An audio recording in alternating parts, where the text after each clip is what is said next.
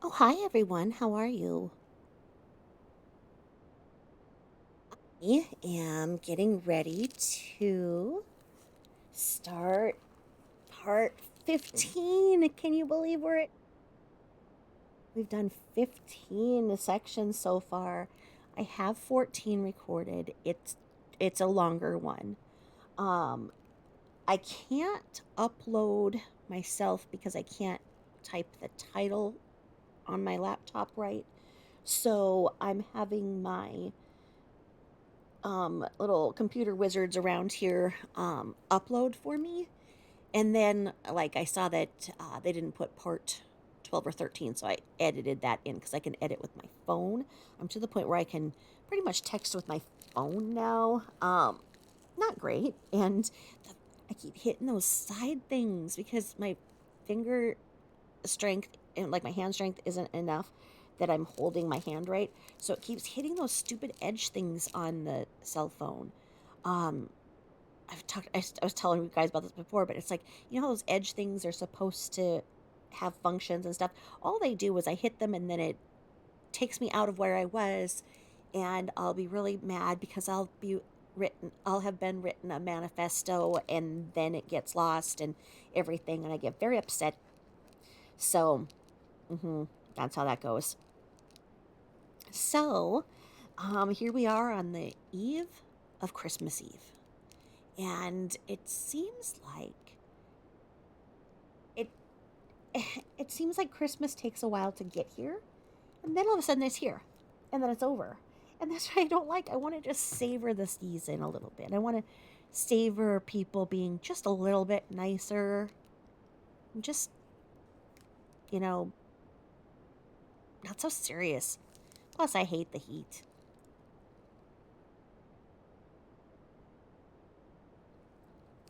so I'm very happy with this blizzard that we have. I hope that if you guys want a white Christmas, you're in an area where you're going to get a white Christmas. And if you don't like the white stuff, I hope you're in an area where you don't get any. So, our residents of Watts Island is still very much in need of prayer. I mentioned her probably 2 weeks ago as she was going through some difficulty on a surgery that went bad and has caused a bad infection and more hospitalization. And she's one of our greatest assets to Watts Island. She's very smart. She knows a lot. And she's so even keeled, and she's been a mod for other creators, and she just needs our prayers and good vibes.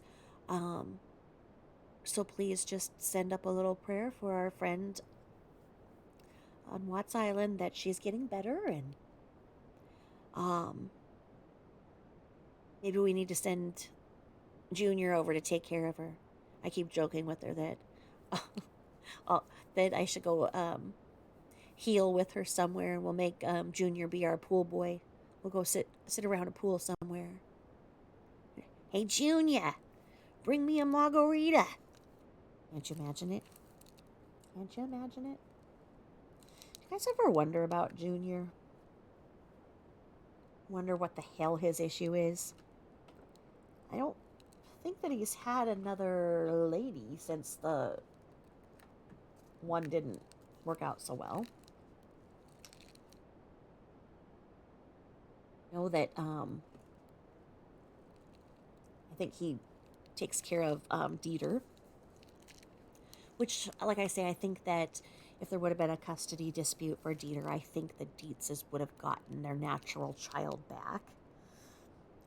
As when I was reading last night, we thought that the officers were kind enough to let Dieter out of his kennel, that they came to the house and they saw he was in the kennel, and they let him go and run around outside, and then they couldn't get him back in the kennel, so they left him out. They put him inside.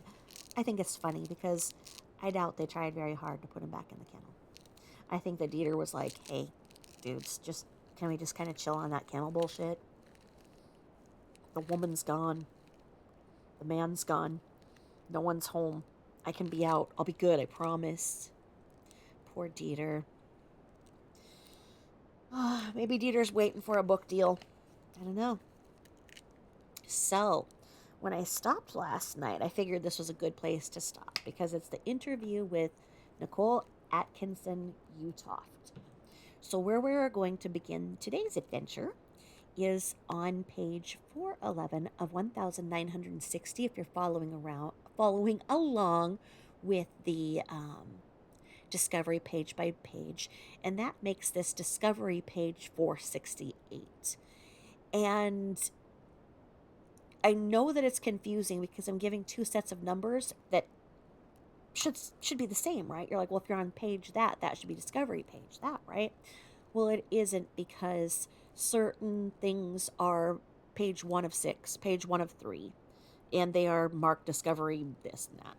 So it all works out in the end, but it is very tricky. And as I note things that are really, stemming from where some of the rumors got legs, like legless lizards, um, I'm writing them down, and you can probably hear me when I jot them down. And all of those things that I say, I'm going to go back and I'll screenshot and put them on my Tabitha Jane Zero Instagram. So we'll be able to have quick reference, because as you can tell, so much of this discovery is just pork fat. To get to the actual lean meat part of the bacon here, it's there's probably like 5 pages that are relevant in this whole 1960 page mess that it I just feel so frustrated because Christopher Watts' side was never told, has never been told. And if he did it, I just don't think he could have done the girls dirty like that. I just don't see it. Shanann, no question. No question. And especially when he said, as we learned the other night, that one of his things when he told Nicole, he told Nicole that SW came home that night and said that that's not his child, that the child she's carrying is not his. And I had never heard Christopher Watts told Nicole Kissinger that. Now, when she, in another part of the conversation, she said, baloney, I know the kid is yours and it doesn't matter right now. That's just, what difference is going to make? And he said, okay. Well, I'm not sure in what part of the conversation it was in there. And I really don't know how I feel about her. And the only reason I just said her full name is because it was just stated in the discovery, and I'm in that state of mind. If I was making a recording, you guys know that I would say NK. And for the most part, I do the initials, but for that one, I think it's pretty well known. And so, with that, I wanted to say something. In YouTube, in the world of YouTube, it's almost like this little planet. It's like this planet that you go to and you turn on and you go in this other world, and you start swimming in this little pond that goes to this little lake that goes down a scary ass river that has a tide underneath that's pulling you out, and then you get thrown out into the ocean, and then maybe you're just like sitting there looking at seashells, and then all of a sudden a big wave comes and kicks your ass. That's kind of the way that I see YouTube. Because I want to tell you that I'm very aware of the fights that are going on between this creator, that creator, this creator, that creator, in the drama, where it's crime and drama community. They are fighting really hard. And in our Watts, there's always fights. And I want you to know I see them. I understand more of who is who in the zoo. And as I've stated, I don't care what they say about me. It doesn't matter to me. It has no bearing on what I am going to do as a creator. So I don't want to know. And I just keep putting one foot in front of the other. But I want you guys to know that I respect you guys more and your time more than to sit here and say, oh, yeah, well, this and this and this, and this person must be doing this, and oh, I saw this person come on, and you know that they must be this and that, and they must be a scumbag attacker. I don't want to waste your time. So please know that I'm well aware of it, and I'm choosing to continue to show you that I value you and I value your time. And I thank you for your time. And without further ado, I'll stop babbling. I have my favorite blackberry lemonade. I have that Pepsi Zero Sugar I'm still trying to finish from last night. And another strawberry lemonade. Oh my god, I just slurped. I'm so rude. Sorry. Sorry about that. Okay. Let's get this all situated. And then I have to have everything all boo-proofed because if he comes up here and jumps on the wrong thing, y'all know it's gonna be a problem. Have my glasses ready so if we get into some of those handwriting things again, might be able to put my glasses on and decipher a little bit more. There we go. Other than that, I am 1 week and 1 day out of surgery, and I have no real pain from it. It's just anytime I try to move the shoulder upwards, like I'm not supposed to, like because I'm supposed to have this stupid sling on. I've taken off like 75 parts of this sling, and I only have like the one part on it, and I'm just totally cheating because I hate this sling and it makes me claustrophobic, and I freaked out in the night trying to sleep and wake up with it, and I was like, get this fucking thing off of me. So as long as I don't mess with, trying to raise my elbow and keep it all firm, I don't have any pain. And like I told you guys, by the time the insurance finally decided that yes, I could have some oxycodone or Vicodin, I don't want it. Fuck them. I don't care. I learned how to deal with it without it, and I don't want any questions about it in my medical chart. I don't want it, so shove it. Anywho, here we go. So this is the Discovery page 468 from the Colorado Bureau of Investigation, and it's the investigative supplement. And it says 2018 TAC 273/7. Report date 8/21/2018. And it says it's the interview with Nicole Atkinson, in parentheses, Utoft. Wonder what her ex-husband thinks of her. What do our ex-husbands think of any of us? But I just wonder if he's spoken out and said anything about the weird shit that was going on with SW's family. And then it says it occurred from 8/14/2018 to 8/14/2018, and it has 0000. So it didn't put the times in. It just said that essentially it occurred on 8/14. So this is the interview that occurred the day after she was reported missing. And the reporting LEO, law enforcement officer, is Greg. So Agent Greg Zentner, and he's his badge number is 9844, and he's out of the Denver CBI, Denver office. And the approval status is approved. Approved date was 8/31, and it was approved by none other than Kirby Quinn Lewis, 5223, and he's a CBI out of Denver. So I think that Kirby Quinn Lewis is the person who sits there with a big stamp and says, boom, I approved it. So the synopsis says, interview with Nicole Atkinson, Utoft, in parentheses. Atkinson had been on a business trip with Shanann in Arizona during the weekend. Atkinson dropped off Shanann at 2825 Saratoga Trail at about 1:50 a.m. on Monday, August 13th, 2018. Atkinson saw Shanann go inside the house and shut the door behind her. Atkinson tried to contact Shanann several times on Monday morning via text messages.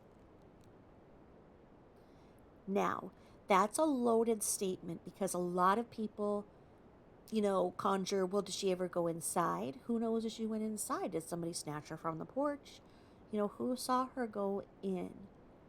Well, we've all seen the front door footage from the doorbell cam, whatever.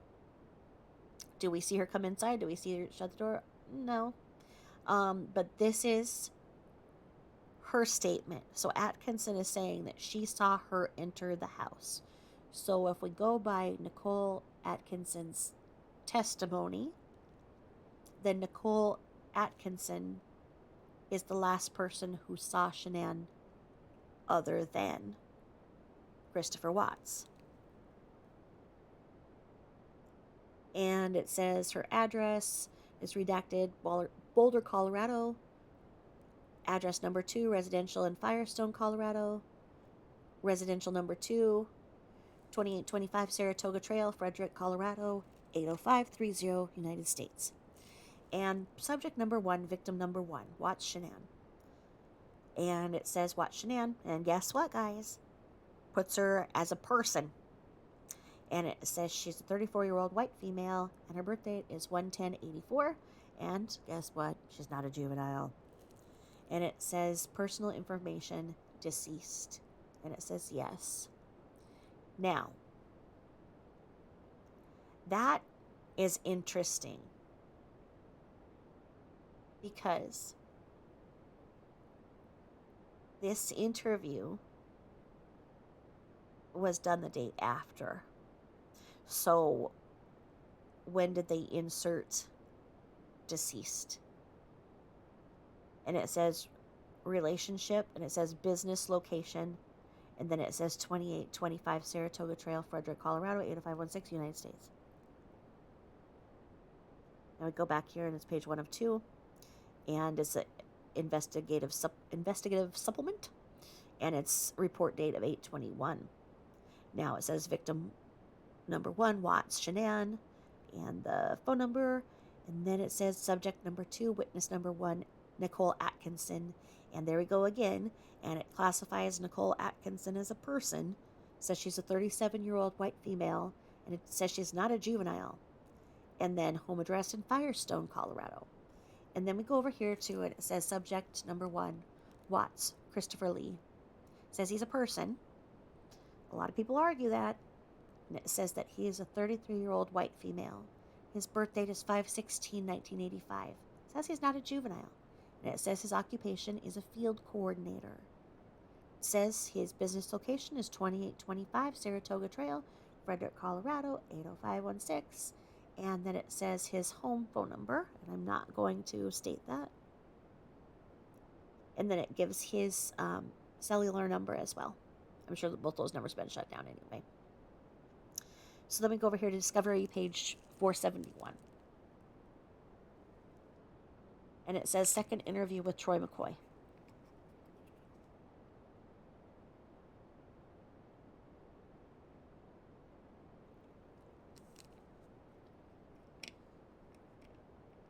An occurrence from 8/17/2018 to 8/17/2018. And it says reporting LEO is Agent Greg Zettner, 9844, Denver, Colorado, CBI Denver. Backup LEO is Philip Jones from the FBI. Because Shanann's mom had to call that FBI in, so they couldn't have figured it out themselves, sure. Approval, and it was approved on 8/24/2018 by none other than Kirby Quinn Lewis, one with a rubber stamp. And it says the synopsis is the second interview with Troy McCoy. Now it says his business is 501 North Division Boulevard in Platteville, Colorado, 80651. And it says Anadarko Petroleum Corporation. And then it says Greeley, Colorado. And it says Troy McCoy. Guess what? It says he's a person, 33-year-old white male. Guess what? He's not a juvenile.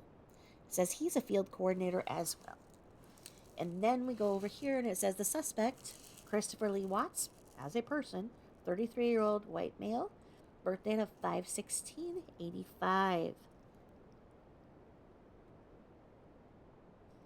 And let's see here. It says here the suspect, field coordinator. Social security number is blacked out. The telephone numbers are blacked out here. Then it says narrative begins on the next page. So discovery page 474. And it's from the CBI. And it says the synopsis. Here we go, folks. On Tuesday, August 14th, 2018, I, Colorado Bureau of Investigation CBI agent Greg Zettner, received a request from the Frederick Police Department to assist with a missing persons case.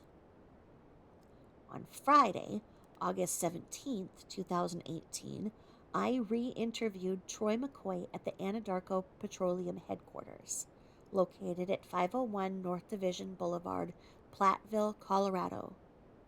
The purpose of the second interview was to clarify some timeline questions and to inquire about McCoy returning to Survey 319 on Tuesday, August 14th, 2018, at about 2:12 p.m. Then it says action taken. And it says on Friday, August 17th, 2018, Federal Bureau of Investigation FBI Special Agent S.A. Philip Jones and I contacted Troy McCoy and asked him if he'd be willing to speak to us again about his relationship with Chris Watts and any other information he had about this case. McCoy agreed to meet with us and voluntarily came to the Anadarko headquarters located at 501 North Division Boulevard, Platteville, Colorado. An initial interview was conducted with McCoy on August 15th, but new information had been discovered and a second interview was needed. S.A. Jones agreed to complete the report for the first interview. This interview with McCoy was recorded. The following is a summary of the interview. For a complete account of the interview, please review the attached audio file.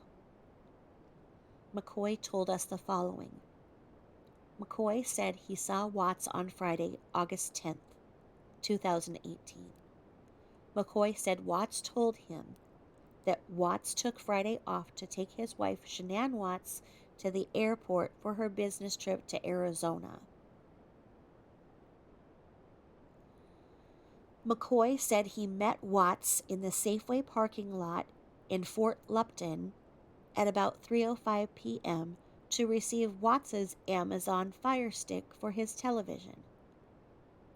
McCoy said Watts showed up driving Shanann's white Lexus sports utility vehicle, SUV in parentheses. McCoy said he was able to see Bella and Celeste in the back seat of the SUV. McCoy said he could see both children were buckled into their car seats. McCoy said he waved to Bella and Celeste and he could hear them laughing. McCoy said he knows Bella and Celeste from past contacts with the Watts family.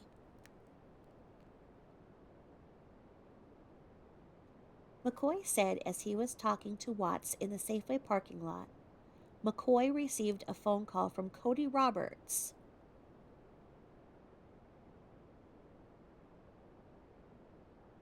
another Anadarko employee. Roberts told McCoy there was a leak in the bypass line in the oil well at Survey 319. McCoy said this leak was small enough that it could wait until Monday to be fixed. McCoy said Watts overheard part of his conversation with Roberts, and Watts volunteered to go out to Survey 319 first thing on Monday, August 13th, 2018, to fix the leak. McCoy said he did not think this was unusual for Watts to volunteer to go out and fix the bypass line. McCoy said he did not see or have any contact with Watts again until Monday, August 13th, 2018, about mid-morning at the Survey 319 site.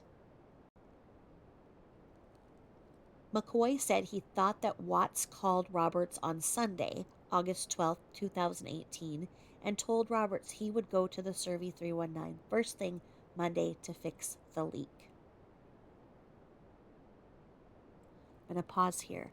That's a whole lot of words for a whole lot of questions, because there's a lot of questions that go on about who said something was wrong. Did Christopher say something was wrong and he was going to go to that area, which put him there and he didn't want others? Well, what we see here is that no, this was not Christopher Watts's idea or suggestion to go there. This was when, and this phone call was witnessed, because McCoy received a phone call from Cody Roberts. Roberts told McCoy there was a leak in the bypass line.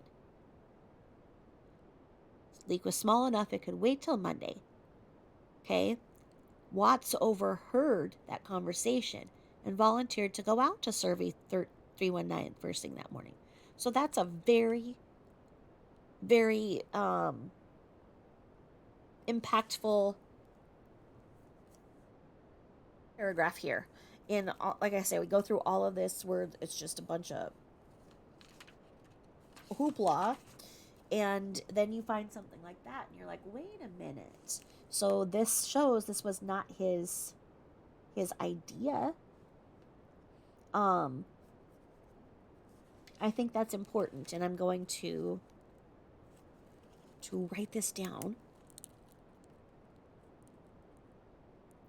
because it shows it was not Watts's idea to be there.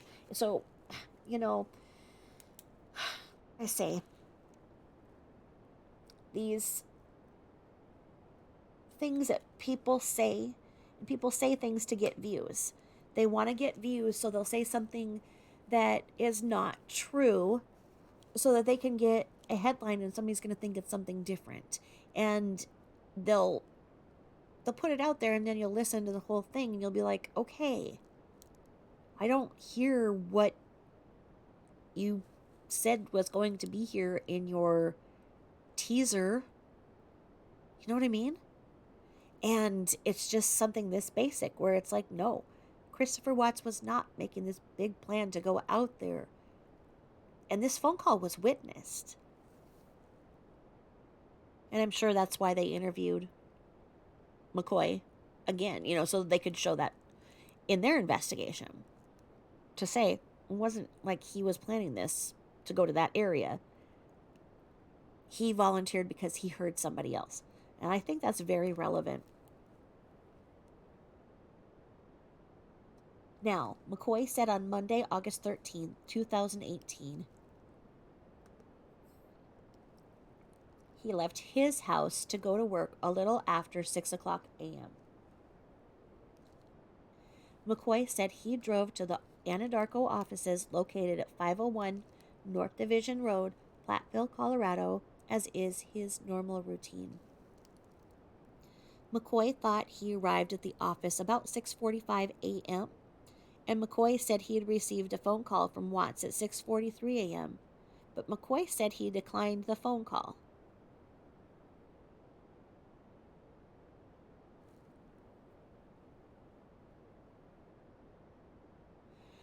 And that, in parentheses, is according to the Geotab GPS information provided by Anadarko. McCoy left his residence in Greeley, Colorado at 6:04 a.m. and arrived at the Anadarko offices in Platteville at 6:27 a.m. McCoy said after he arrived at work, he met with most of his team members in the break room on the north end of the office building. McCoy said he also met with Luke Epple and maybe Chad McNeil to coordinate the day. McCoy said he then got a burrito. McCoy said that he then got a burrito from the mobile vendor about 7:30 a.m. And McCoy said he thought he left the Anadarko office at about 7:45 a.m. and drove to the Survey 319 oil well. McCoy said he received a phone call from Watts just after he left the office. McCoy said he stopped his vehicle and took his phone call from Watts. McCoy said Watts was at the Survey 319 and was testing the bypass line, which was leaking. McCoy thought this phone call lasted about 2 minutes before he disconnected and continued driving. McCoy thought he arrived at Survey 319 at about 8:40 a.m., according to the Geotab GPS information provided by Anadarko. McCoy left the Anadarko office in Platteville at 7:44 a.m. and drove to Survey 319, arriving at 8:51 a.m.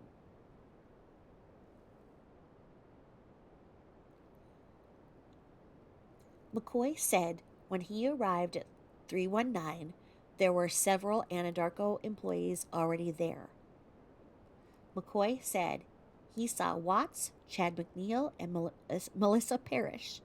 McCoy said Watts's vehicle was parked by the wellhead, which McCoy thought was strange. McCoy said where Watts's vehicle was parked was not a normal place for someone to park their vehicle. Furthermore, McCoy said if Watts was going to fix the bypass line, why did he park his vehicle so far from the area that needed to be fixed, which was near the tanks, not near the wellhead? McCoy drew a box on an aerial photo of the Survey 319 where Watts parked his vehicle. In parentheses, see attached aerial photo of Survey 319. Okay, so as the plot thickens, as the world turns, we see that, McCoy continued and said that Watts is usually a fairly decently dressed man, and said Watts usually has on tight-fitting FRs, in parentheses, fire-resistant clothing. But on Monday, Watts had on a dark blue shirt that was baggy and looked like it was an older FR shirt. McCoy also said Watts had on a pair of pull-on boots, which McCoy thought was strange because he knew Watts had a newer pair of Red Wing boots that he was recently wearing. McCoy also commented that Watts normally wore boots that had laces, and McCoy said he even noticed that one of Watts's pant legs was tucked inside of the top of his boot, and the other pant leg was straight. McCoy said he commented to Watts, "What, are you slumming it today?" McCoy said Watts laughed at his comment. McCoy said he didn't notice anything else unusual about Watts and said that Watts appeared to have his normal demeanor. After they determined they could not fix the bypass line, they all decided to move on to the Survey 1029 site. McCoy said he was watching Watts as Watts approached his vehicle, which was still parked by the wellhead. McCoy said he saw Watts pause for a moment and saw Watts was looking out into the field to the south of the pad for just a moment. McCoy said he wasn't sure what Watts was looking at. According to the GPS provided by Anadarko, Watts left Survey 319 at 9:30 a.m. and McCoy left Survey 319 at 9:31 a.m.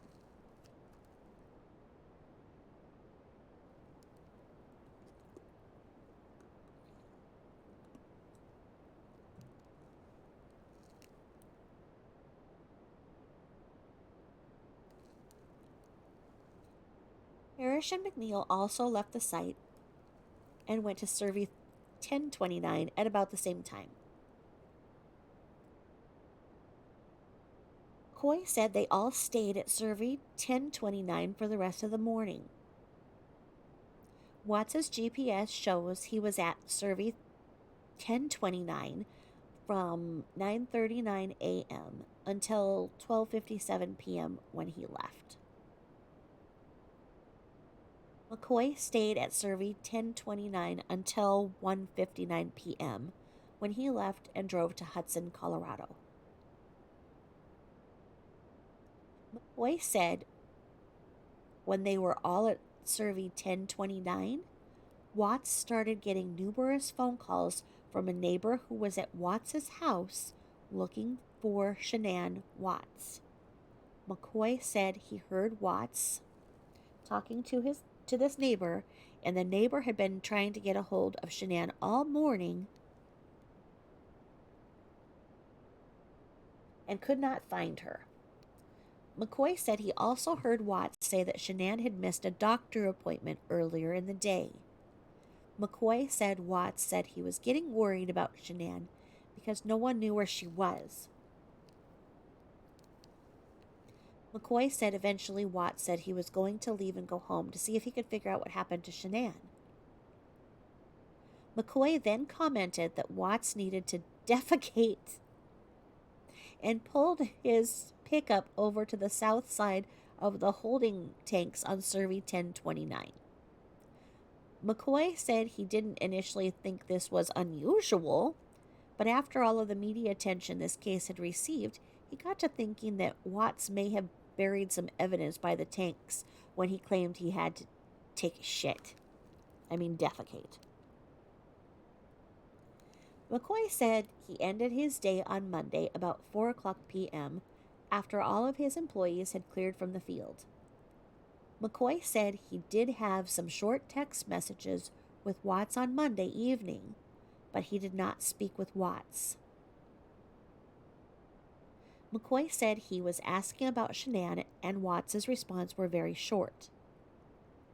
McCoy said on Tuesday, August 14, 2018, he started the day like most others, leaving his house early in the morning and driving into the Anadarko office in Platteville.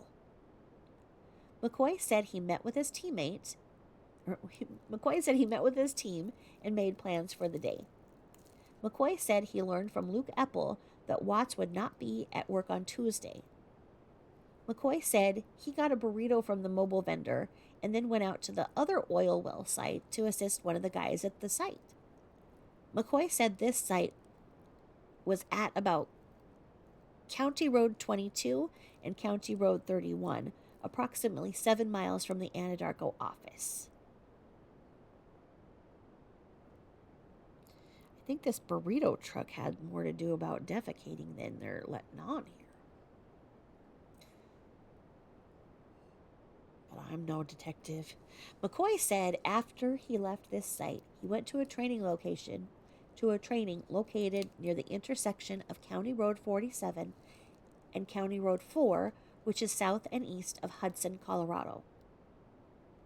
McCoy said this site is about 25 miles from the Anadarko office. McCoy said this site is an oil pad which uses pneumatic processes, and this was part of the training. McCoy also said that he was at this training until about 1 o'clock p.m.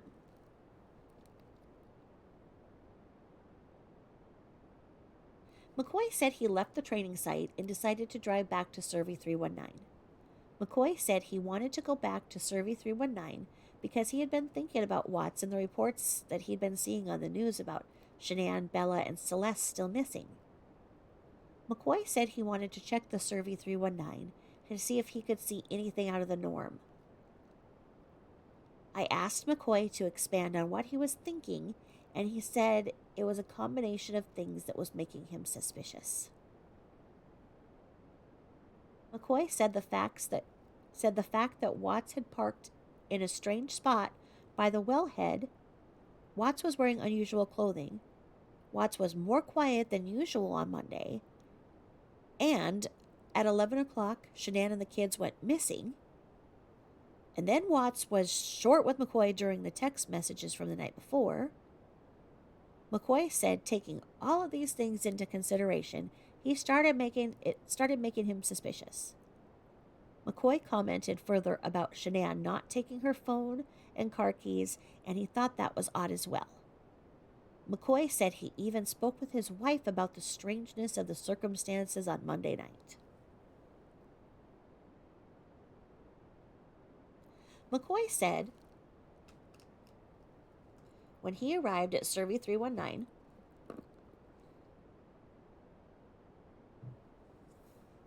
On Tuesday afternoon, the gate was open and there was a water truck on the pad from Northern Plains Trucking. McCoy said he parked his truck by the wellhead near the same location Watts had parked on Monday.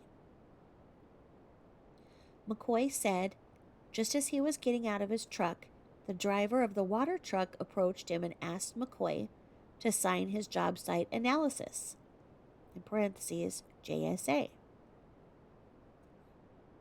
as is a required procedure. McCoy said he told the driver of the water truck that he was there to look for a crescent wrench that he may have dropped in the area. McCoy said he told the driver of the water truck because McCoy didn't want to tell him he was there to possibly look for evidence of a missing person. Okay. McCoy said he told the driver of the water truck that he was there to look for a crescent wrench he may have dropped in the area. McCoy said he told this to the driver of the water truck because McCoy didn't want to tell him he was there to possibly look for evidence of a missing person. Okay, I gotcha.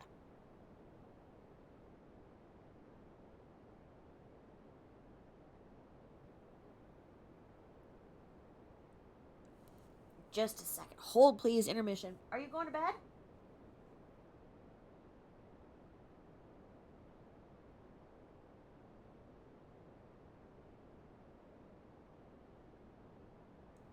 Guess so. All right, let's see. So, the CBI. McCoy said he didn't stay at Survey 319 for very long before he left. McCoy estimated he was there for about 5 to 10 minutes. McCoy said he has known Watts for about 2.5 years, and he didn't want to think that his friend could have done something to Shanann and the girls. Shanann and the two girls. McCoy said he didn't want to believe something bad had happened to Watts' wife and daughters. McCoy said this is why he didn't mention this information in his first interview with agents. McCoy said he was hopeful he would find something at Survey 319 that he could give the authorities to help find Shanann and the girls. Nothing further. G. Zettner. And then it says the attachments are the audio file with the interview of Troy McCoy, which we've all seen, and the combined advanced detail trip spreadsheet from Anadarko. And it has combined field 1, 2, 3, all on 813 of the GPS tracking from Anadarko. And the combined route detail Monday, GPS tracking, map of Survey Ranch, Monday 8/13/18, combined full route GPS tracking from Anadarko, printout of aerial photo of Survey 319 with markings by Troy McCoy, and the job site analysis form Complete Energy Services Incorporated from Survey 319 on August 14, 2018 at 14:12 hours from Anadarko. So see, look at these boys. They were doing all this stuff all on their own without SW's mother calling up and telling them what to do. Can you even imagine? So now we're over here to page 419 of 1960. We're on Discovery page 478. And we are starting anew.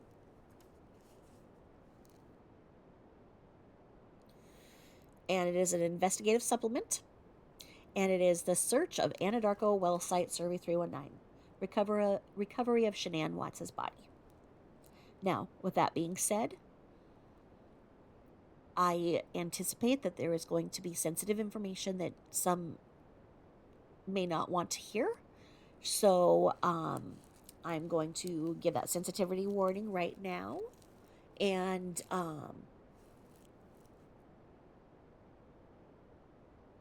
I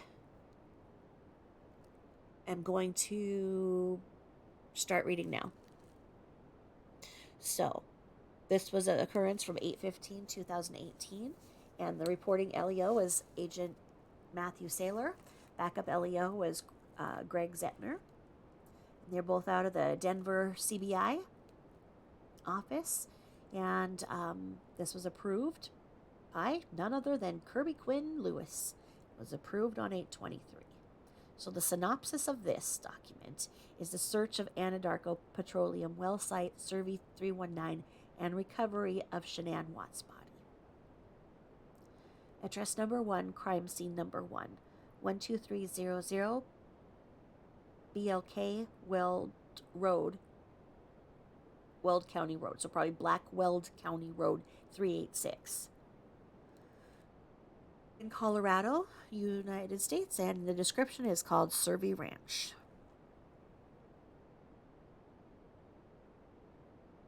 And it says here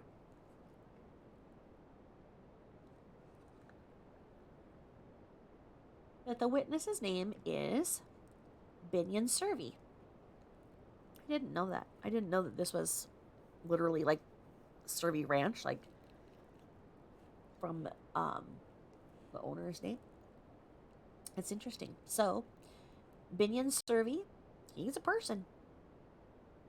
It says he's an unknown male, and he's not a juvenile. The next subject, witness 2, is Luke Epple. Classified as a person, he's a 35-year-old white male. He's not a juvenile.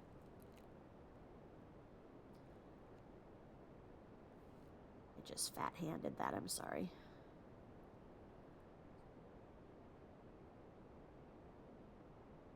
Okay, so now we've got the coroner, Joey Weiner. And he is a person, and white female. Sorry, Joey Weiner. Not just do you have a wiener for a last name, but I just tried to classify you as a male with a wiener. Sorry about that, ma'am. Okay, discovery page 480.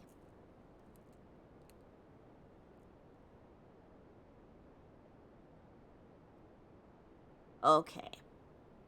So, this is the coroner investigator, and the officers that are present are Bryce Borders from the Firestone Police Department. He is a commander. We've got William DeWitt, who's a detective for the Firestone Police Department. We've got Dave Yoakum, crime scene agent from CBI Denver. We've got Caitlin Schroeder, who's from the CBI Greeley Lab. We've got Kirby Quinn Lewis of Denver CBI, and we've got Philip Jones of the FBI, and we also have Mark Leher of the FBI. Now we have Dave Baumhover because he's just all over this. He's from the Frederick Police Department, as we all know, as is Scott Coonrod from the Frederick Police Department. One more time, I want to state, this alphabet soup of law enforcement agencies was all able to combine and do things without Shanann Watts' mother calling and telling them what to do.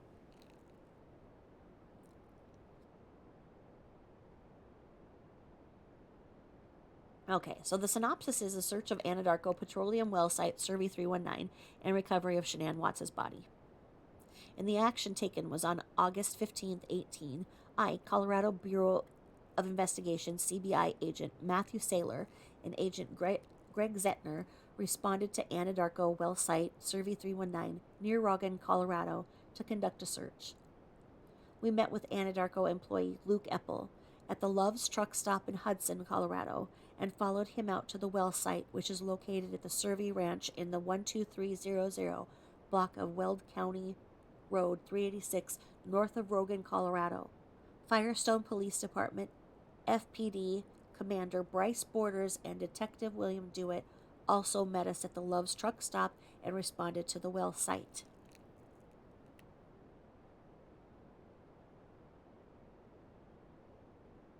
The Survey Ranch is a cattle ranch in rural Weld County with numerous oil and gas wells leased to Anadarko Petroleum and other companies. Well site Survey 319 is located at GPS coordinates 40.21624.374, TAC 104.36667, and is located west of Weld County Road 386. The well site is accessed via several dirt roads and is in a remote area with rolling hills, sagebrush, cactus, and other vegetation. The well site is fenced with barbed wire and contains a wellhead, a separator, and 3 storage tanks on a gravel pad. All of the land contained within the fence is leased by Anadarko Petroleum from the Survey Ranch. Epple explained that the oil and gas and some water are pumped through the separator into the two holding tanks, while the gas is pipelined to another location. The water and oil mixture are held in the two holding tanks, each with a capacity of 400 barrels, and the water and oil separate. The water is then fed into the smaller open-top holding tank next to the oil tanks.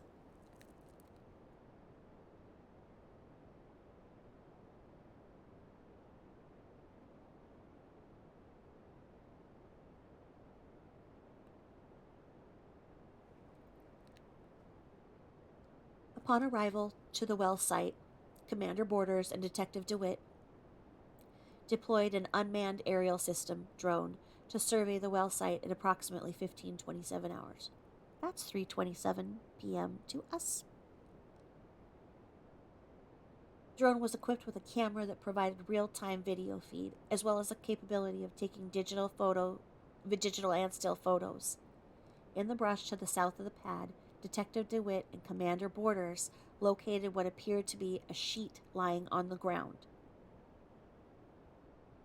They took a still photograph of the sheet, and upon inspection, it appeared that it was possible that there were unknown objects underneath the sheet. Detective DeWitt and I approached the sheet from the north, and just inside of the brush, just south of the edge of the gravel pad, we encountered an area of bare dirt that appeared to have been recently disturbed. Detective DeWitt and I then backed out of the brush and returned to the pad.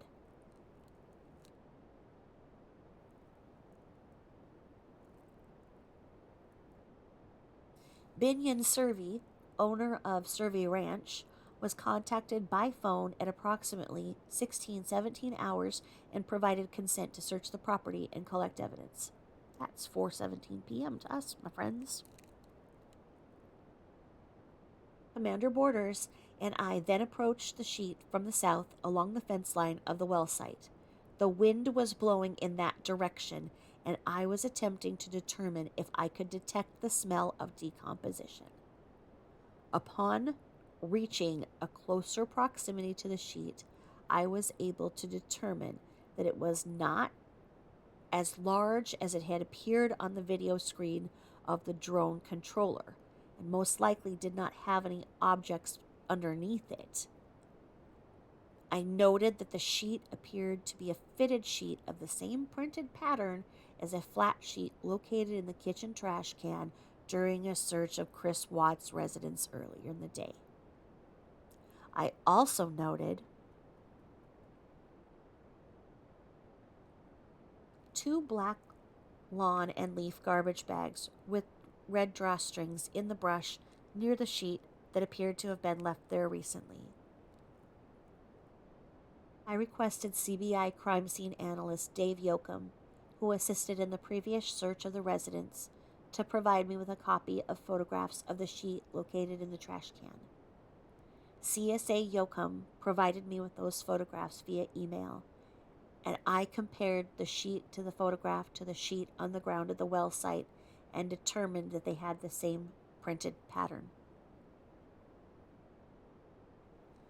I then physically checked the sheet and determined that there was nothing underneath. There were dirt stains on the sheet, including a large area of dirt stain with patterns that appeared to be from the sheet being dragged along the ground.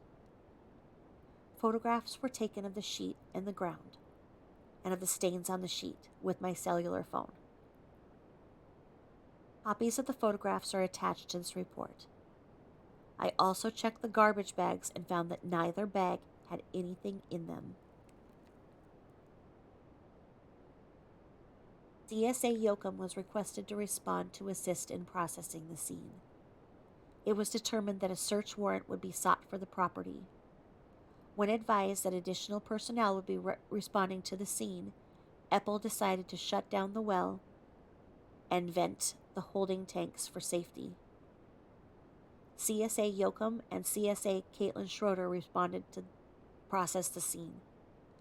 While waiting for the search warrant to be obtained, I was advised by CBI agent in charge Kirby Lewis that Chris Watts had confessed to dumping the bodies of his wife, Shanann Watts, and his children, Bella Watts and Celeste Watts, at the well site.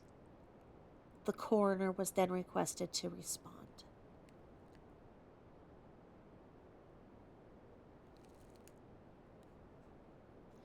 AIC Lewis, so agent in charge.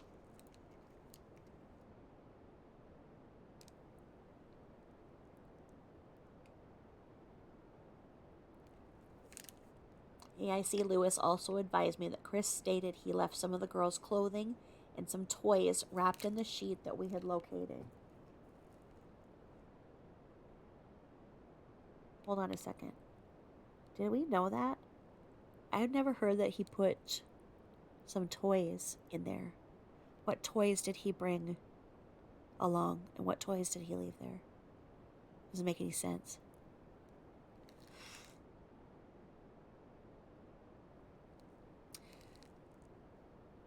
Commander Borders and Detective DeWitt again deployed the drone to search the well site for these items before the sun set and it became dark.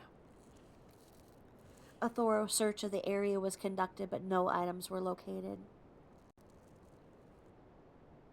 I later received information from AIC Lewis that Chris Watts had marked a copy of a photograph of the area previously taken by the drone with the location of the bodies. Chris indicated that Shanann was buried in the area of the disturbed dirt we had previously located, and that Bella and Celeste were each in separate oil tanks. I was provided with a copy of the photograph marked by Chris and observed an S indicating Shanann on the area of the disturbed dirt, and a B indicating Bella on the west oil holding tank, and a C indicating Celeste on the east oil holding tank.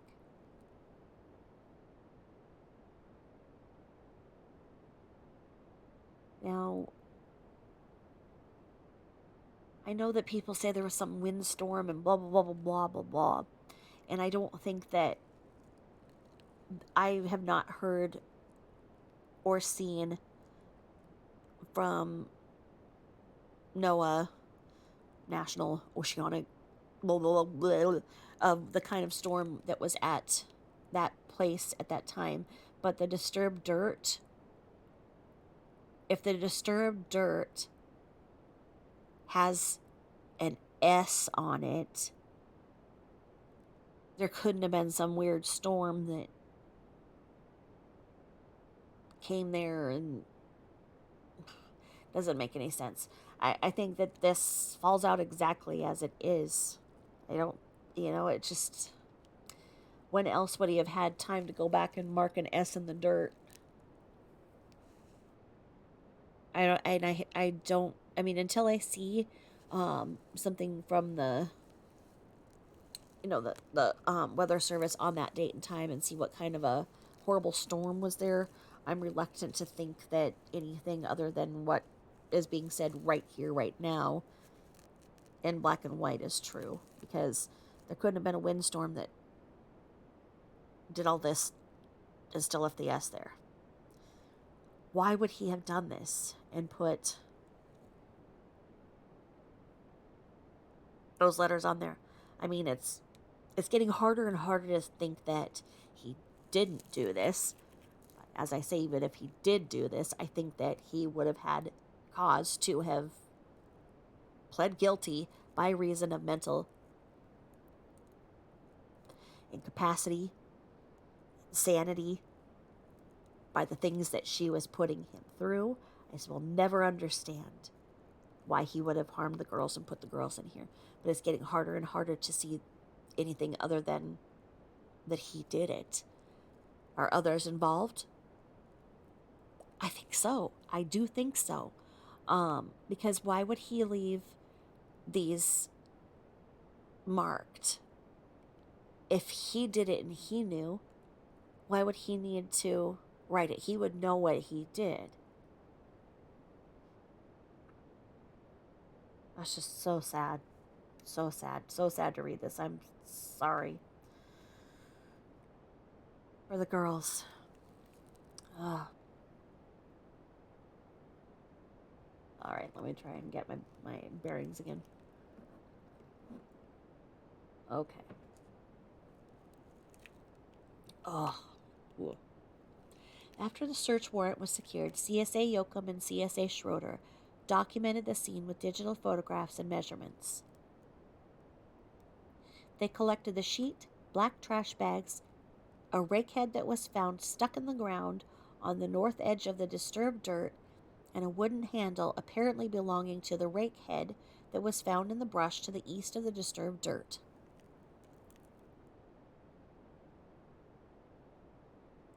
Epple, CSA Yoakum, and I climbed the stairs to the top of the oil holding tanks.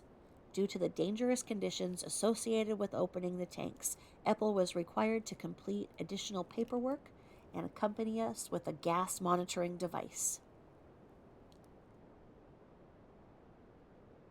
I was only allowed to use an intrinsically safe flashlight to peer into the oil holding tanks to attempt to observe anything inside of them, and I was unable to see any objects in the tanks and noted that my vision inside the tanks was obstructed by visible gas fumes. If alone, why wasn't he affected? How could he have done this unharmed and unscathed in the 20 minutes he would have had?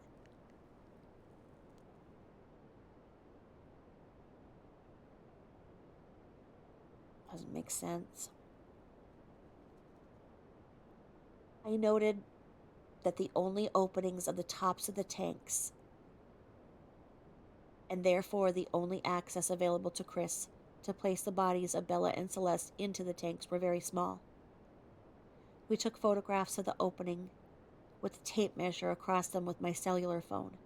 The opening measured 8 inches across. I provided this information to investigators to the Frederick Police Department. CSA Yoakum located numerous strands of hair that appeared to be blonde in color stuck to the rim of the opening of the east holding tank. The hair was photographed using Yoakum's cellular phone. In parentheses, he was able to utilize his SLR camera and flash due to the danger of the flash igniting fumes and collected the hair as evidence. Arrangements were made to have the oil holding tanks drained in the morning, and arrangements were made to have overnight scene security by Frederick PD officers.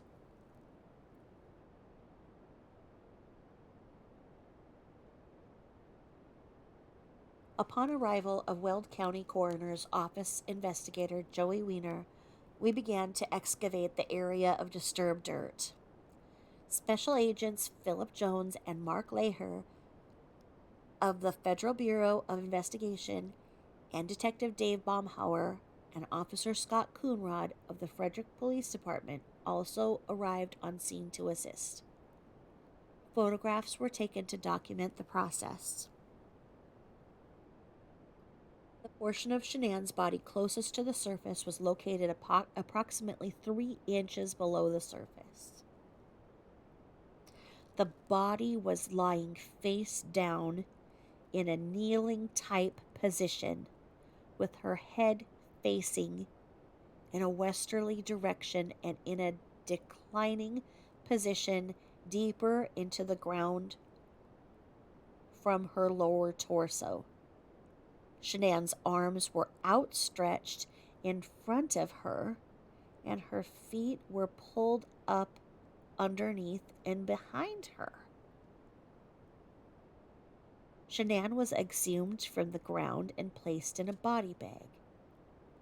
Investigator Weiner took possession of Shanann's body. See CSA Yoakum's report for additional information. End of report. Okay, so there is much ado about the positioning of Shanann's body. And many think it is because she was bent over like a toilet, because if she overdosed, and she died like while vomiting, blah, blah, blah. Well, it doesn't really happen that way. Um, and then there is rigor, and then rigor releases, and I don't understand why she would have remained in this position once rigor was released. Um, that's a question for somebody. And I know that one of you smarty pants is going to explain it. But her position is very, very interesting.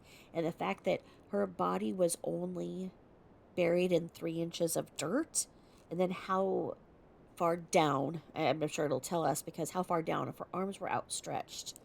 Um,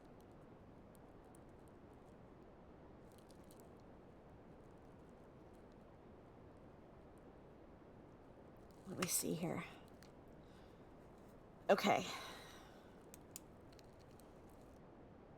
Body was laying face down in a kneeling type position, with her head facing in a westerly direction and in a declining position deeper into the ground from her lower torso.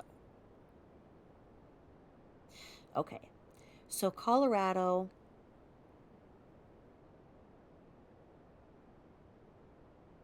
if you were to go west towards the Pacific Ocean,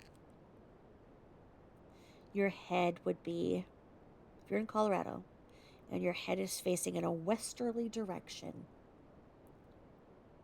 your head would be over your left shoulder. So, lying face down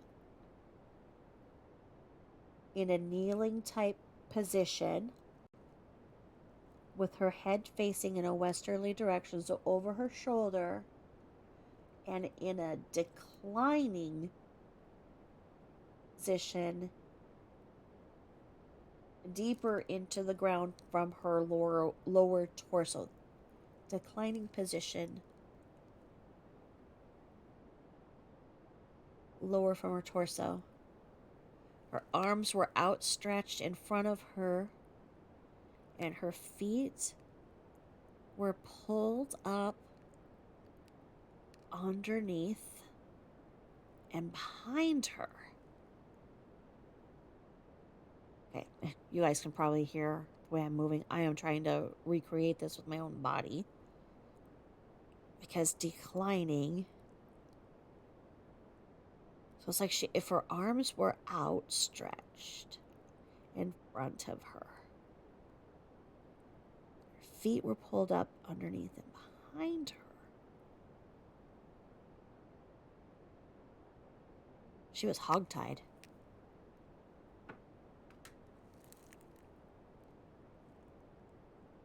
That's the only thing I can think of.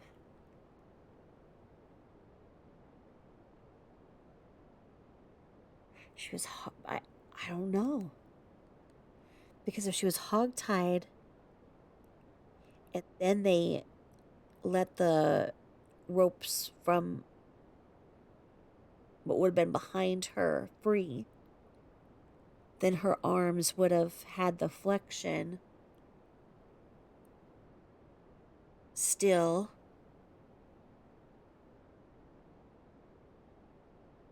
And could have been placed outward. That's not a position of a woman laying in bed, being strangled, putting up no fight. If he put her in the truck and was trying to make her look alive,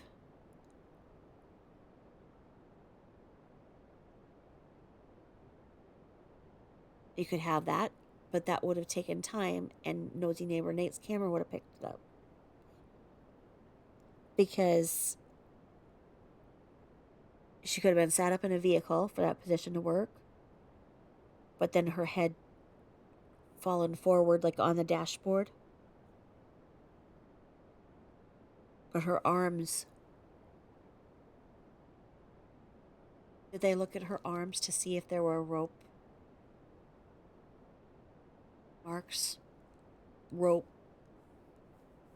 what do you call that? Oh, pieces of rope are like you know what I'm talking about, where it's really really thick, and what was ever revealed from under her fingernails. I just heard that she was buried ass up. I didn't hear all of this. This is really weird to me. What do you guys think? This is weird. Oh dear Lord, you know I'm gonna have to recreate this with something. I don't think the armadillo will do. I think I'm gonna have to take. I have some strawberry shortcake. I loved strawberry shortcake dolls when I was a child, and I remember getting a lot of them at Christmas. So here's a nostalgia mixed with this macabre statement here. I think I'm gonna have to take my strawberry shortcake dolls and try and put them in this position to figure this out, because this doesn't make any sense. The portion of Shanann's body closest to the surface was approximately 3 inches below the surface.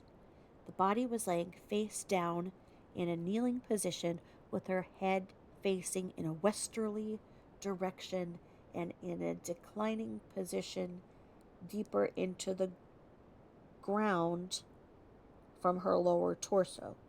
Shanann's arms were outstretched in front of her, and her feet were pulled up underneath and behind her. What the fuck?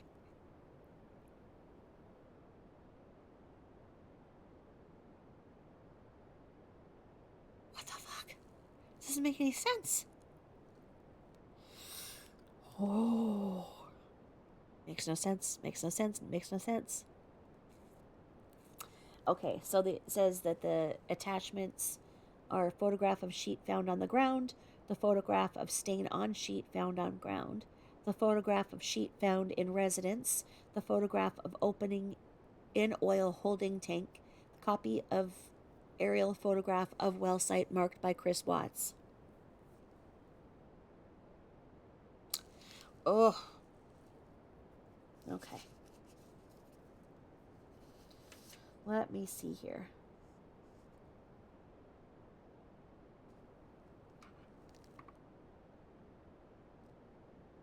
Writing this, I'm trying to like do a stick person writing.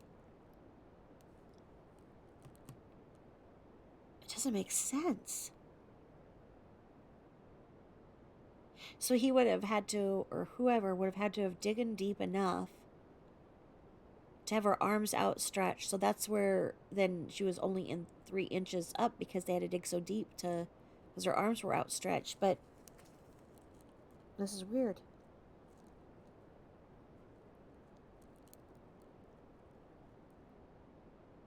God, you guys can tell I've got something caught in the cog, can't you? What the fuck? This doesn't make any sense. There's no way. He said she didn't fight back. What in the Sam Hell? I don't get this.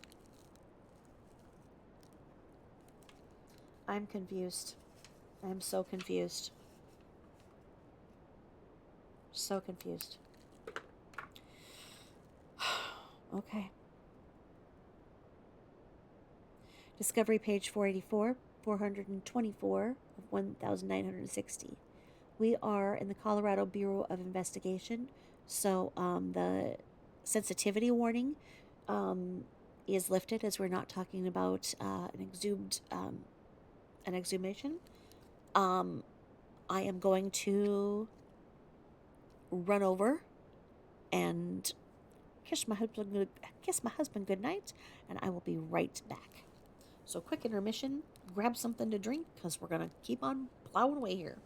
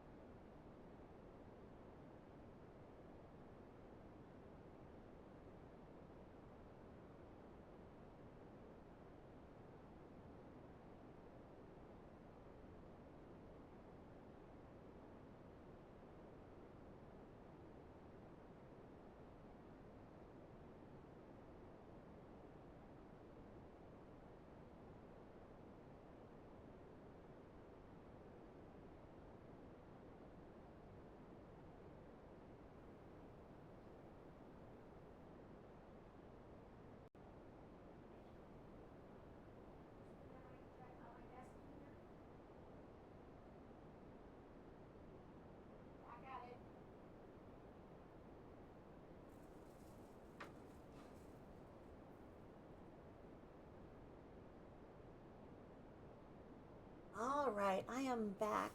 It is so cool because the snow has blown up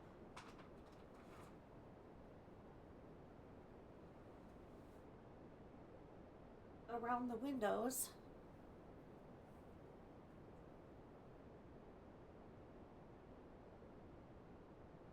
Exactly like it should look in a blizzard. Okay. Thank you. Look at how the windows, look at how the snow just went in the windows like that, like it rounded like a blizzard. Thank you so much. Welcome. Alright, wake me at noon. Yeah. Okay. Let's see here, because now we've got Addie Maloney. The interview from Addie Maloney. Okay.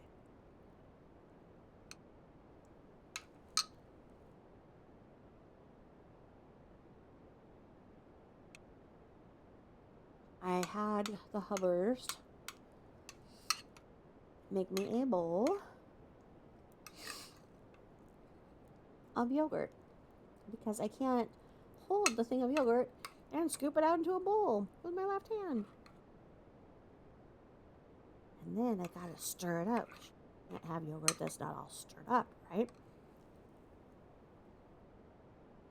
I'm gonna put a picture of my windows the way they look with the snow in them on my Instagram for you guys.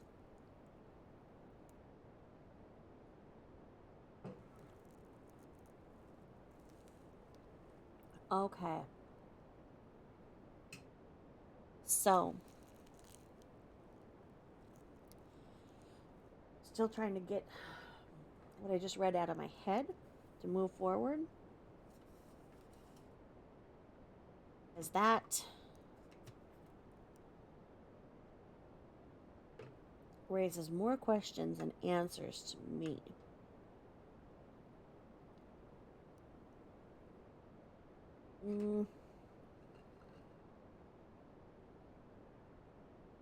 And I can't remember how long rigor stays and then releases and then goes again, because I think that's important if you're going through a very short time with his story of what happened. It being from essentially 2 in the morning to 5:30 in the morning. He had all 3 loaded up into the truck and had everybody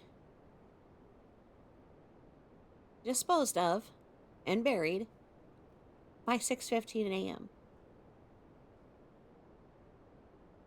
with these volatile chemicals. Nobody else seeing him opening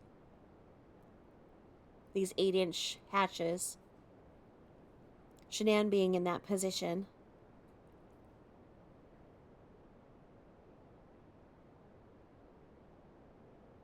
It doesn't make sense for the time period.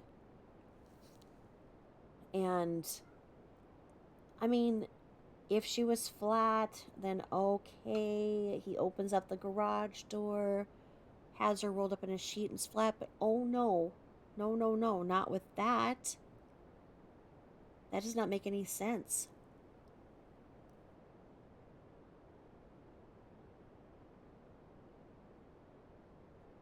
So,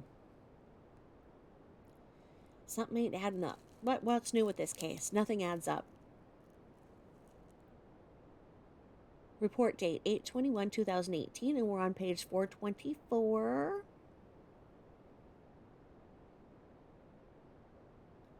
Of 1,960. And we are with Addie Maloney on 8/8/2018. Occurrence from 8/8/2018. What?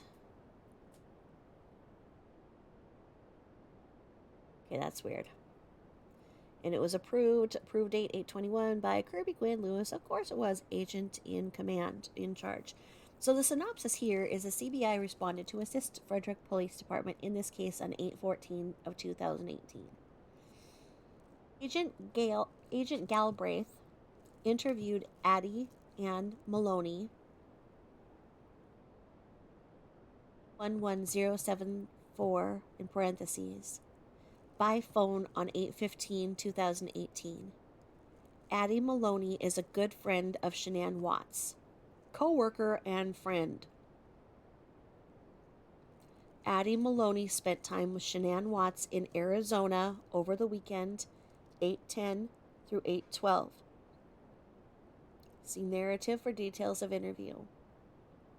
Subject number 1, association of subject number 1, Addie Ann Maloney. Who is a person? No, boo boo. No, no, no, no, no, no, no. No, boo boo. Please don't walk on my laptop, please. Can you go cuddle dad? Dad's night night. Can you go cuddle dad? Want my yogurt? Huh? What do you want? You want to smell it? Is that what you're wondering about? You don't smell my yogurt. I don't think you like it. You don't like it. It's okay. Please don't go on my laptop, please. You're gonna mess it up with your big cat legs. Please. Please sit there. You be a good boy and not walk there. And cuddle with the. Can you do that? Can you do that? Oh, please. Please don't walk on there. Because see, what he does is he acts like he's just getting from one point to the other. He's just a nicely walk on the keyboard, right?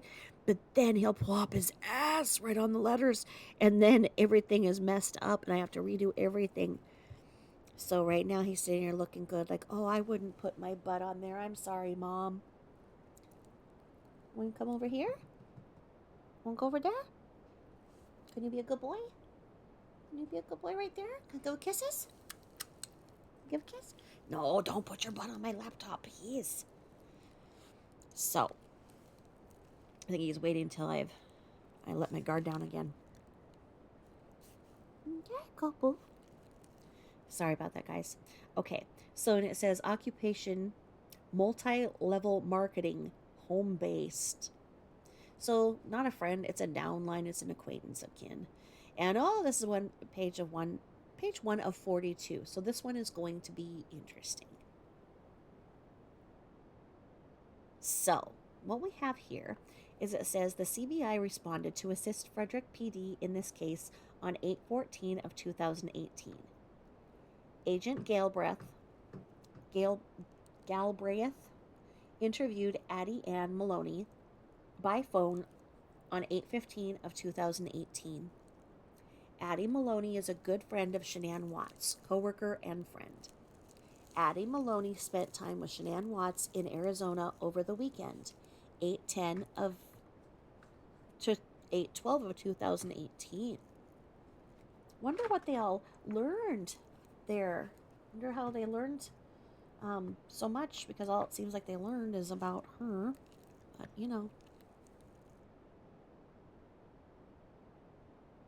sounds more like it was a conference about Queen of the Dirty South. Okay. Action taken. On 8/15/2018 at 09:34 hours, so 9:34 in the morning, I spoke with Addie Ann Maloney by phone. Addie met Shanann Watts about 3 years ago through her employment with Lavelle.com. Shanann is part of Addie's team with her home-based business. Addie and Shanann were friends, and Shanann confided in Addie. She confided in everybody. Addie lives in Westminster, Maryland, and the two stay in touch via phone, text, FaceTime, and social media, Facebook and Instagram in parentheses. No, Boo, please don't. You want to go behind? You want to go behind over here? You want to go there? Yeah, you can go behind there. But please don't jump over and put your ass on it. Please don't. Please don't. Oh, please keep your butt off of things, please. Please. Go night night with Daddy. Go night night with Daddy. Doing. Please, Boo. Boo loves to show his love with his butt. He'll do that to me. I'll just be petting him so nice. And then he'll back around and he'll show me his chocolate starfish. His way of showing his love. He'll go night night right there. I love you.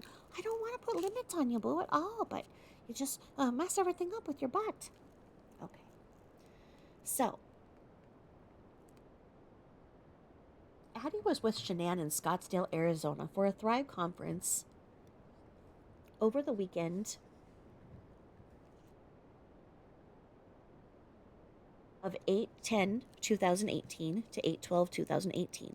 Addie dropped Shanann and Nicole Atkinson off at the airport in Arizona about 17:45 to 1800, so 5:45 to 6 o'clock p.m.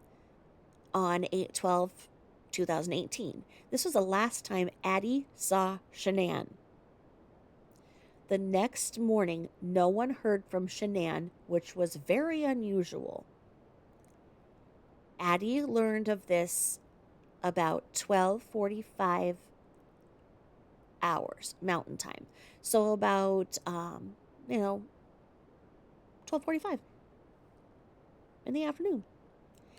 Addie described Shanann as an amazing mom, the kind that everyone wants to be. She was so on top of things and very loving.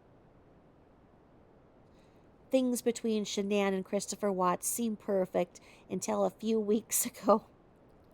They had been very happy together before a few weeks ago. They adored each other. They had great kids that were joyful, and there were no issues. Addie said there may have been some financial things, but Shanann has been extremely successful with her home-based business. I don't think Addie has a brain in her head. In June of 2018, Shanann went to North Carolina with the girls. Bella and Celeste, Cece Watts. While Shanann was in North Carolina, she felt that Chris was distant. He told her he did not want the baby, which Shanann was pregnant with, and he felt he and Shanann were not compatible. Chris would not give Shanann for why he started to feel this way. There's missing words in this again. Shanann confided that Chris was very different the past few weeks. This is just such bullshit. Shanann made sure that different people saw different things. And she was wonderful at creating an image that everything was perfect. But when you break it down, you scratch that surface, nah. This was a glass house. Glass house. Addie reported that Shanann put on a video of social media she recorded of her telling Chris that she was pregnant. Addie's husband watched it and felt that Chris was less than thrilled of the news given Chris's reaction.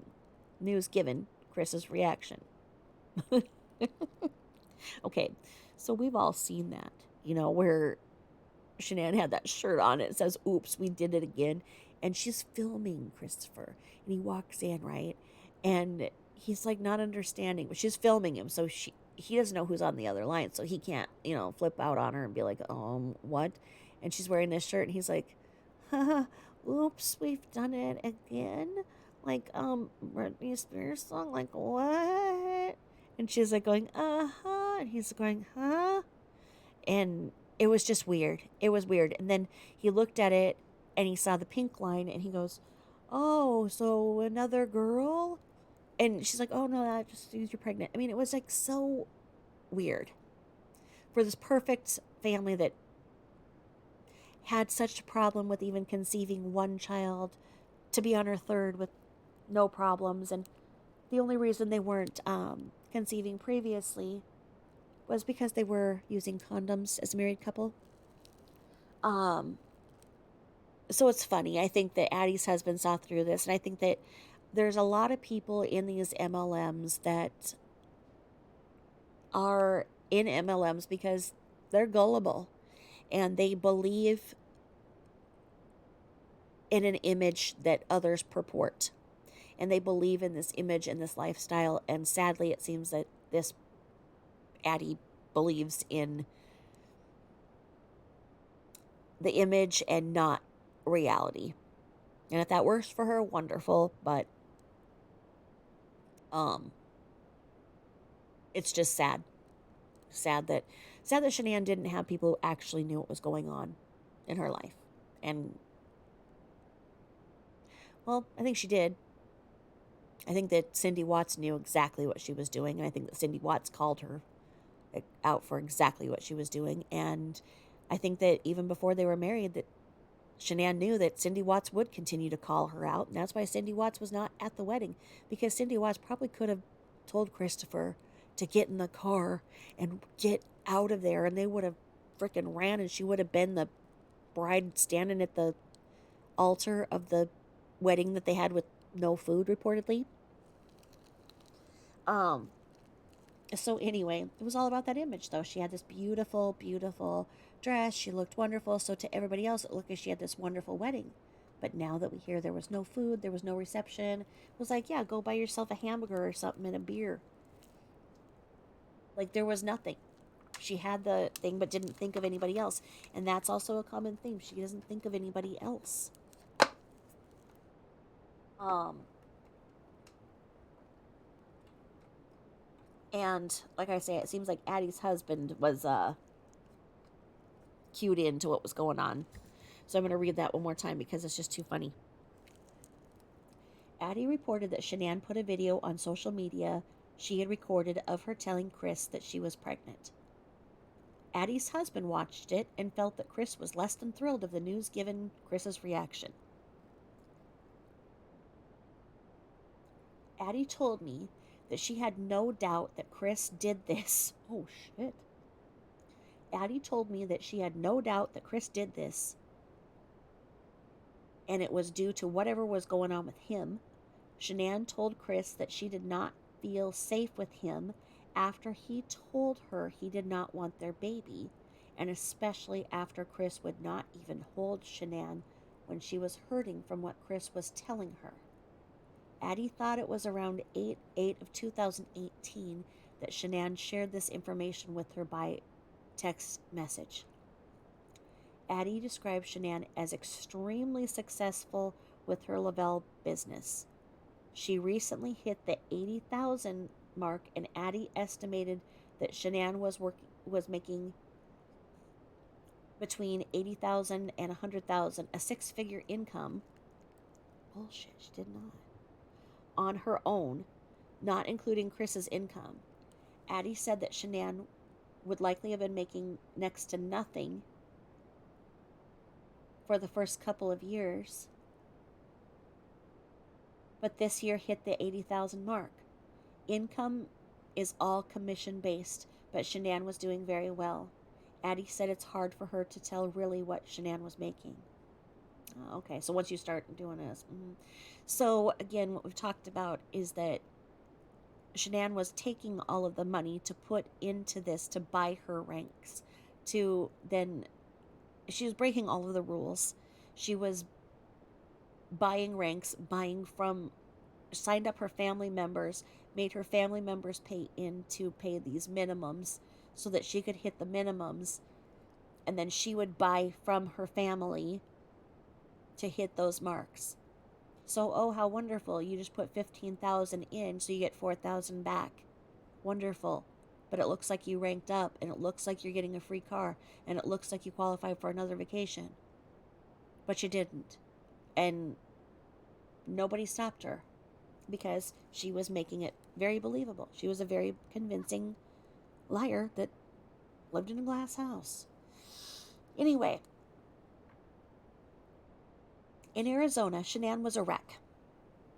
This is Addie talking. She said, in Arizona, Shanann was a wreck. This was atypical for Shanann because to Addie, Shanann is always polished and pulled together, a ray of sunshine. Shanann looked broken. Cassandra, Cassie Rosenberg, shared a room with Shanann for the conference and agreed with Addie in that she'd never seen Shanann like this. On Saturday night, 8/11/2018, Shanann was very distraught and shared that Chris had supposedly gone to a Rockies game and then out to eat. There was a $62 charge that Shanann was alerted to. Chris, CHIRS,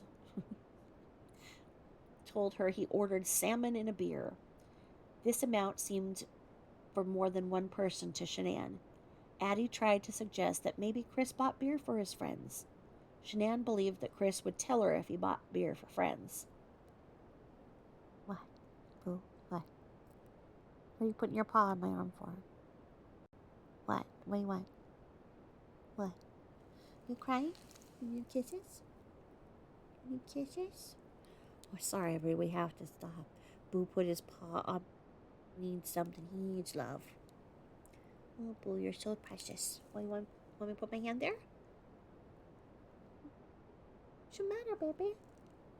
What's the matter? Addie tried to suggest. Okay, blah blah blah. Shannon believed that Chris would tell her if he bought beer for friends. Addie said Nicole Atkinson would know which restaurant the charge was at. What is she, an expert in restaurants and how much things are?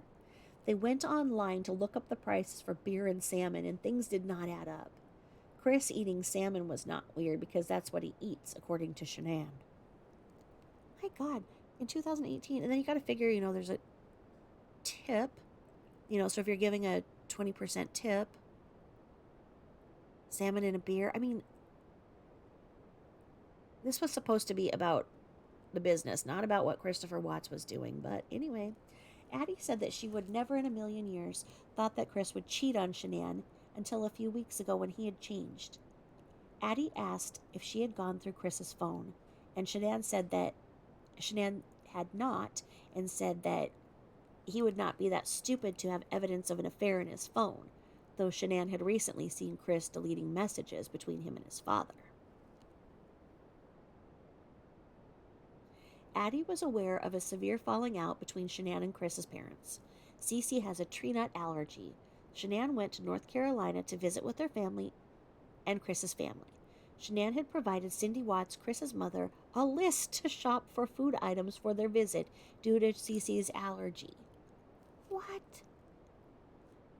Could you imagine giving your mother-in-law a list of things that you can have? You can go to the store and buy for my visit? Why wouldn't she bring whatever foods she's making up that her kids needed? That's so rude. I could not ever do that. Oh my God. Cindy did not abide by the list. Oh, so she couldn't control Cindy. And purchased generic items that contained things or were made in places where things were made that Cece could not eat. Shanann ended up shopping for food for Cece. Cindy served ice cream with nuts in it to other cousins, and Cece threw a fit of not being able to have it. Shanann told Cindy that she could have bought different ice cream or waited until bed to serve it to the other kids. Shanann told Cindy that she could have bought ice cream or waited until bed to serve it to the other kids. What? Cindy told Cece that her mother would not let her have the ice cream. Cindy told Shanann that it was a good lesson for Cece to experience that she does not get what she wants. Shanann had indicated that Chris was supportive of her over the matter involving Cece's allergy and his mother, but then submitted to his mother. Chris's parents have not liked Shanann. And it's funny because they put her name in capitals. They put all the names in capitals, but when they do it like that, Chris's parents have not liked Shanann. Oh my God. I don't know anybody who's been this crazy and mean over food allergies. I asked Addie if there was anyone else she felt needed to be looked at besides Chris in this matter. She told me she really hoped it was not Chris, but there's no one else that she knows of.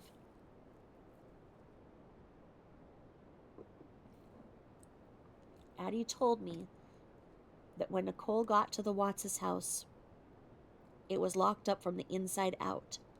Addie was on the phone with Nicole. The garage was the only way to have left. Shanann's car was in the garage, and the only way to have left would be to have hit the garage button and run out the closing garage door. Addie said that Shanann would never have left her things in the house like that. Addie thinks Chris hid Shanann's phone so that she could not call for help. She thinks something happened in the bedroom as she has knowledge that the sheets were stripped from the bed. Wow. How does she have knowledge about the sheets being stripped from the bed? Discovery page 488. I asked Addie to please guard the information she was made privy to by being on the phone with Nicole at the start of this investigation. She agreed, but told me that much of the information is out, as many of the friends were concerned in trying to locate Shanann. Wow.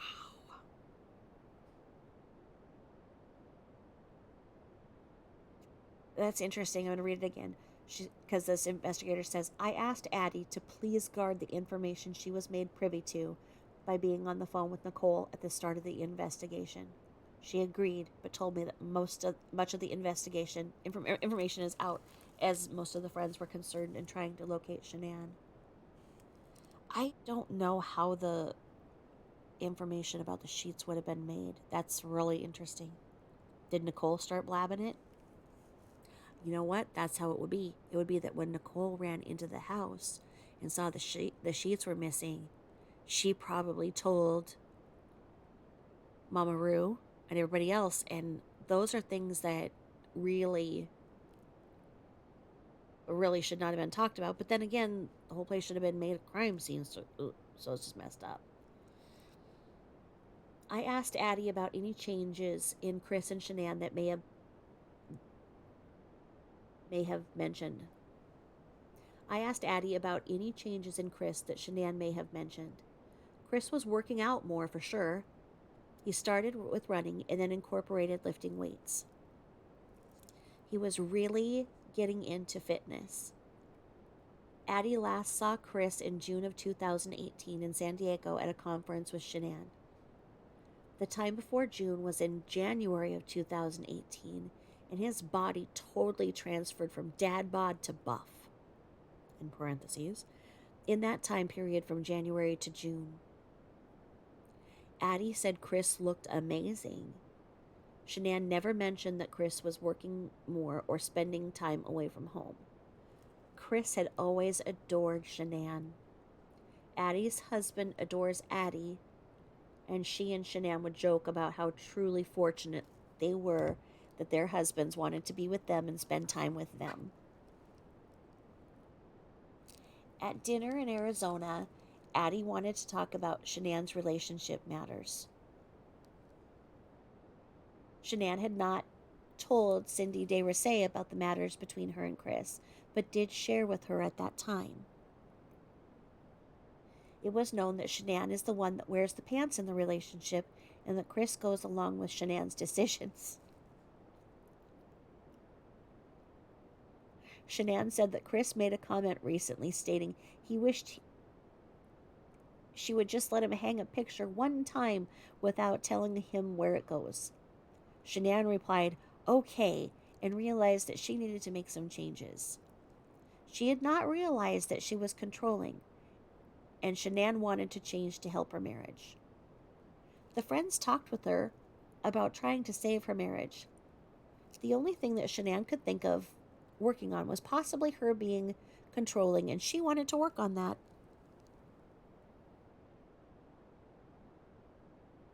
Addie knew Shanann to have a white 2018 Lexus 350.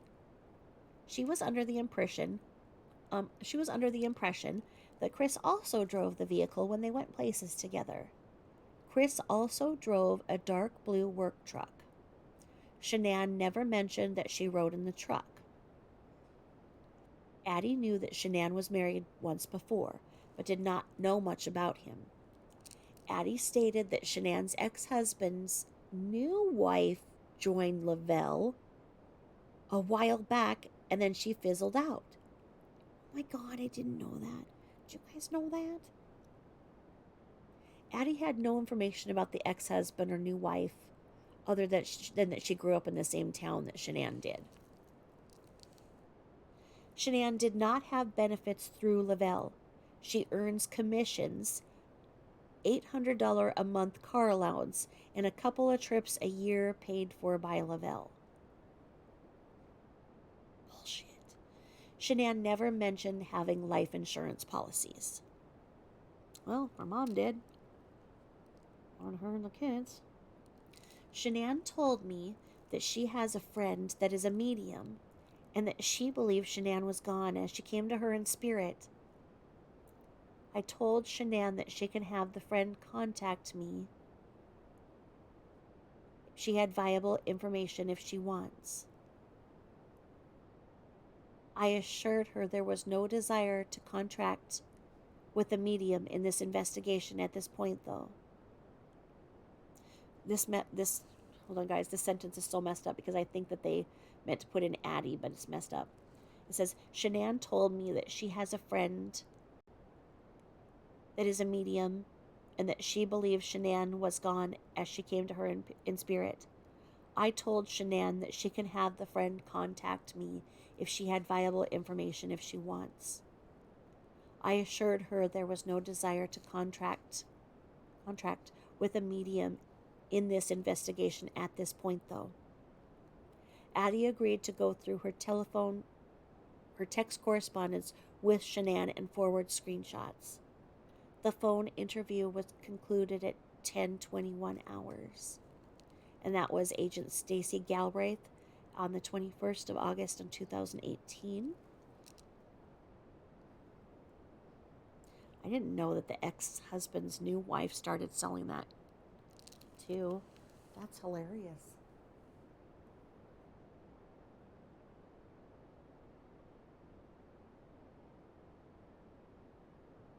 Wonder if she was SW's downline.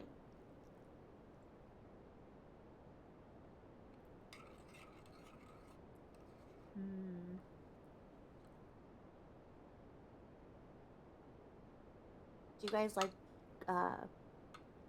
Greek God's honey vanilla yogurt? That's what I'm eating right now. I love that, and I love Noosa. I like Noosa's coconut, Noosa's lemon, Noosa's blackberry. This is just amazing.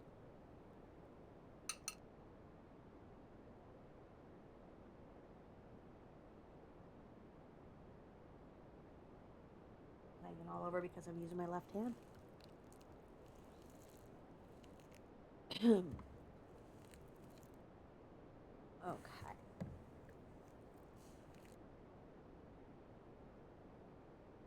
I subsequently received screenshots of text messages between Addie and Shanann and Addie and Chris.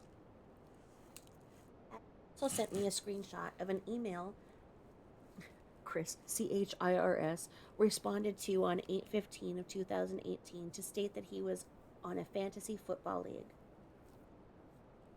So, a little side note here, guys. This is weird because this must be all dictated, but there's so many, there's like little there's spelling errors, and then there's so many grammatical errors. There are no commas where they should be. And then it's, you know how like typewriters, you can tell which typewriter is which because it will have a certain error, where this letter blurs with the other one. It's like that. There are certain letters that blur together. So like this was done on an old-fashioned typewriter. And then, like I say, just the weird grammar. So I don't know if they're best to put this together from the handwritten chicken scratch or what, but it's really hard to read because of the lack of expression and the grammatical errors and the spelling, because again it's CHIRS, and when it's looking at the email, it's the M and the A are connected. It's just really weird. And then all of the names are in bold capitals. So here we go. We'll keep on muddling through.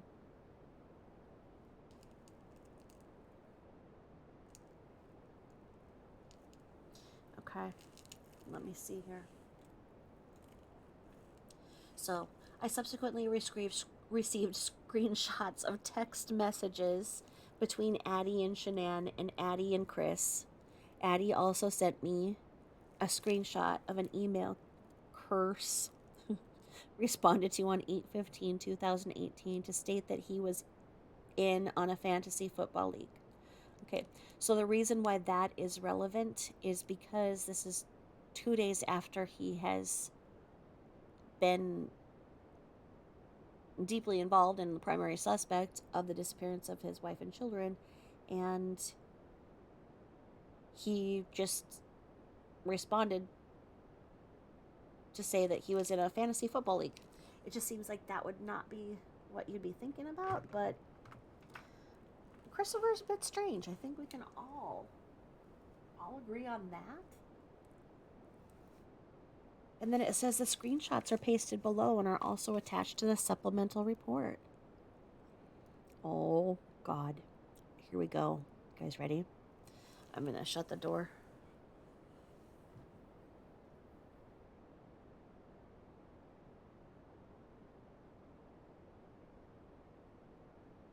I got to get comfortable for this one. Hold on, because this is going to be something else with the text messages. And I can tell you that it's going to be the same things you've always heard.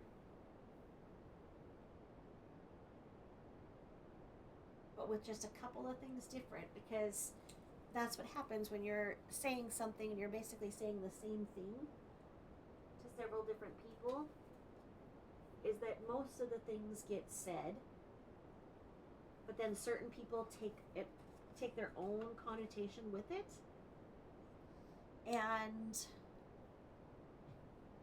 it's not that it was told different, it was heard different, it was interpreted different, because we all hear different things and form them in our brain and how we're going to remember them based on our own personal life experience. And that's why I think it's really fun that, we have 812 of us who are now looking at this going, this is what I see, this is what I see. Do you see this? And we'll be able to come together and look at more things. Because like I said, I have so many more documents to read to you guys. And,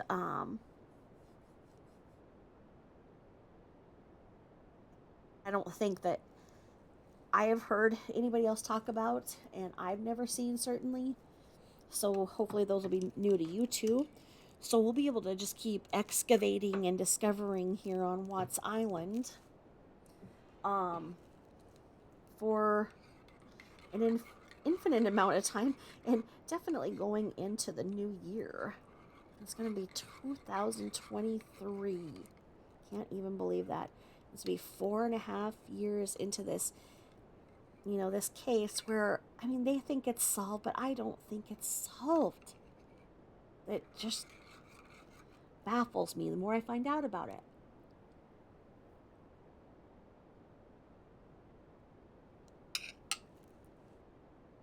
Okay. So, here we go, guys. Gotta buckle up. We're going deep. Oh, goodness. Oh! I have the hedgehog protecting the laptop so Boo doesn't jump up. It sounds like the kids are back up downstairs, so Boo will go talk to them, supervise what they're doing. Boo was very much into everything. And here we go. Let's see. I gotta put some lip gloss on for this too,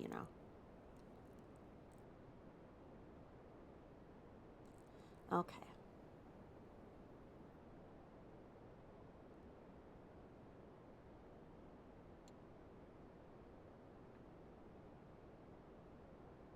Okay, Shanann and Addie chat back and forth in text messages. On 8/6/2018, Shanann asked how Addie and Scott are.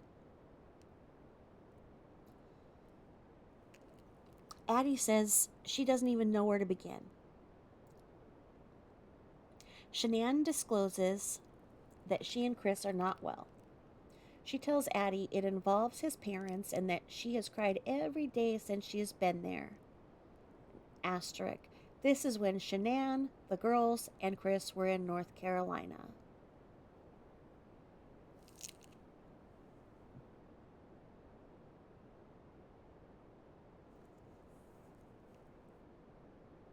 On 8/7, 2018, Shanann tells Addie that he is scared to death about the third baby,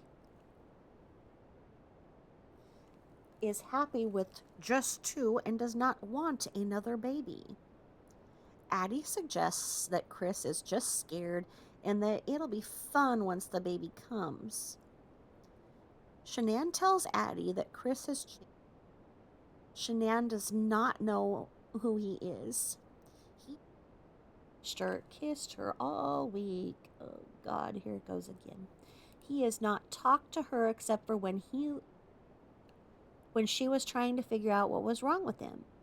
Shanann said that he had been distant since she left.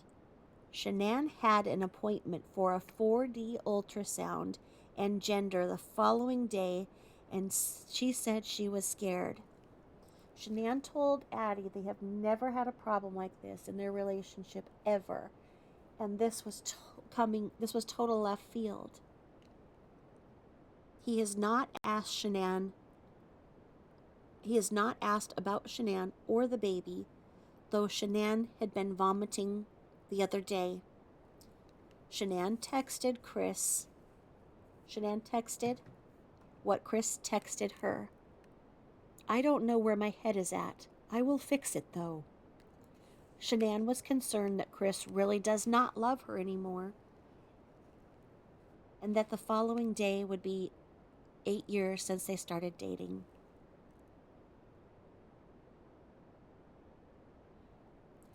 On 8/9/2018, Shanann tells Addie that Chris went to the appointment, but he was cold, and says she has no idea what happened. Ooh, went to the appointment. See here. I'm going to read that again. On 8/9/2018, Shanann tells Addie that Chris went to the appointment, but he was cold, and says she has no idea what happened. Addie suggests Shanann go through his phone to see if there was someone else. Chris was not receptive to counseling. He refused to hold Shanann, saying he was not there and could not. Shanann had been crying all week, and she canceled the gender reveal party she had scheduled. Nikki was just going to tell Shanann the gender. Shanann had asked Chris how this was a few months and how in love they were before she left for North Carolina. Sorry guys, this is just written so crappily. Trying to do this. I'm trying to be accurate in the reading, but there's no proper grammar in here. So sorry. I'm trying to plow through it, and I know it sounds like I'm an idiot, but it's just the way this is. So, and maybe I'm an idiot, but who cares? So anyway, Shanann had asked Chris how this was a few months, and how this doesn't make sense. Shanann had asked Chris how this was a few months, and how in love they were before she left for NC. Doesn't even make any sense. Chris told her he had a lot of time to think. Shanann addressed Chris about her talking about having another baby. He was excited and happy. Shanann said that she grabbed Chris's hand during the ultrasound, and he did grab it back. Shanann said Chris rejected sex the first night they arrived there, North Carolina, and the only thing she can think of is that he has another girl. The night before, Chris told her that opposites attract, but this was not working out. Shanann asked Addie how she makes him feel more compatible if he is not giving her anything. He kept telling Shanann that he does not feel it anymore. He told Shanann that she is not doing anything wrong and that it is all him. Shanann was considering calling Chris's mom to tell her she wants a relationship with them. Shanann said she thought Chris slept in the basement the night before. Shanann said it was taking everything in her to not flip on him and them, his parents. Shanann told Addie that 1 minute Chris agreed to go away with her for the weekend, and then 30 minutes later deleted his Facebook account. Shanann said that she was trying to go with the flow, and he was talking, being Chris, but was still very distant. They had a talk, which was the best they had had, and he was out for a run. On 8/10, Shanann and Addie are arranging to eat in Arizona, and there is a miscommunication about where they are going. Shanann apologizes and blames 11 days of lack of sleep and stress. Addie asked if things were going better, and Shanann replied that things were going in the right direction. All right, so there we go. Right here, we do have where she's saying that she had the ultrasound and that Chris put his hand on her during the ultrasound or whatever, and that it sounds like Nikki was there for this ultrasound. Okay, this is in this story. I still don't see any collaboration with it, but maybe I will find it.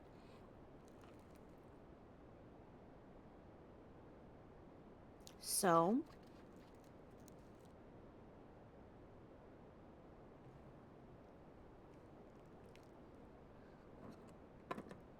here we go.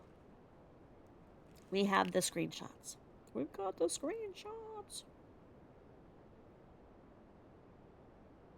Okay, so from Shanann. How's everything going? Okay, how about you? Okay, no. Okay, let me get this. Okay, so this is Shanann, and she's reaching out to Addie. So here we go. So Shanann starts the conversation. I can't read what that says. Maybe Friday, August 7th. I can't tell. How's everything going? Okay, how about you? Could be better. Chris is bothered by his family shit that I'm paying for it. I need a stiff drink. Nice thing to say when you're pregnant, huh? This doesn't make any sense either. Listen to this. I'm gonna say it one more time because this is how Shanann starts to Addie. Shanann says, "How's everything going?" Addie says, "Okay, how about you?" Could be better. Chris is bothered by his family shit that I'm paying for it. I need a stiff drink. Does that make sense? And then Addie says, "Why are you paying for it?" Long story to text. What time to get into Arizona? I'm not sure. You? I land at 7:50 a.m. Okay. Don't you, when you get those friends that you know are just full of drama and want to talk about their boyfriend endlessly or, whatever, and they always start with, hey, how are you? And you're like, oh God, I don't want to say fine because then you're going to say something and you're going to want to call and tell me all about your date that the date obviously didn't want anything to do with you and it's going to take 17 hours. Oh. Okay, so here she starts out again. So Addie says, Saturday? And Shanann says, Friday. It was cheaper to get in early and direct. Oh, I'm Friday evening, says Addie. How are you and Scott? Because, see, you can tell Shanann's fishing. She's like asking how her and her husband is so that she can just go ahead and she's fishing. She's fishing for Addie to ask her so that she can go on and not give a crap of what's going on in Addie's life. Like she didn't give any crap on anybody else's life. She had no way of having a two-way conversation, a two-way meaningful friendship. So here we go. So Addie says, doing okay. We'll catch up this weekend. So much going on. Don't even know where to begin. Girl, here too. Chris and I are not well. Oh no, what's wrong? His parents. I've cried every day since he's been here. Is he taking their side now? And then she puts this emoji up with the throwing up the hands. And it says, Scott's mom is causing problems with us too. She goes, I need a glass of wine. Have you seen Thrive Nourish? Like in person? No, on website. No, is it there yet? Can you do a 3-way tomorrow at 10 or 11 EST? She said 11 is better if that works. Yeah, that's fine. Okay, one more time. How many pregnant women talk about needing alcohol? How many people on their third pregnancy say they need alcohol continuously? Not even in a joking thing. Thank you, Boo Boo, for being so good. Thank you, Boo Boo. Go night night right here. Boo Boo's cold. You cold? You cold, baby? Cold? Oh. Your brother's making steak down there, huh? Why don't you go down and have some steak?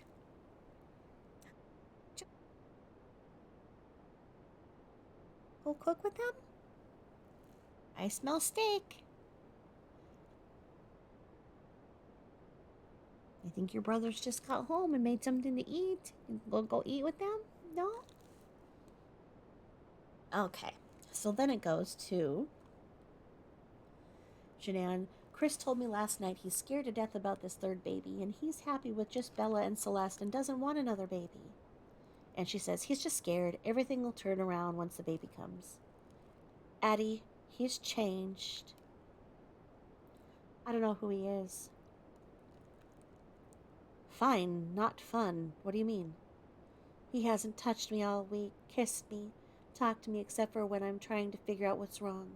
He's been distant since I left.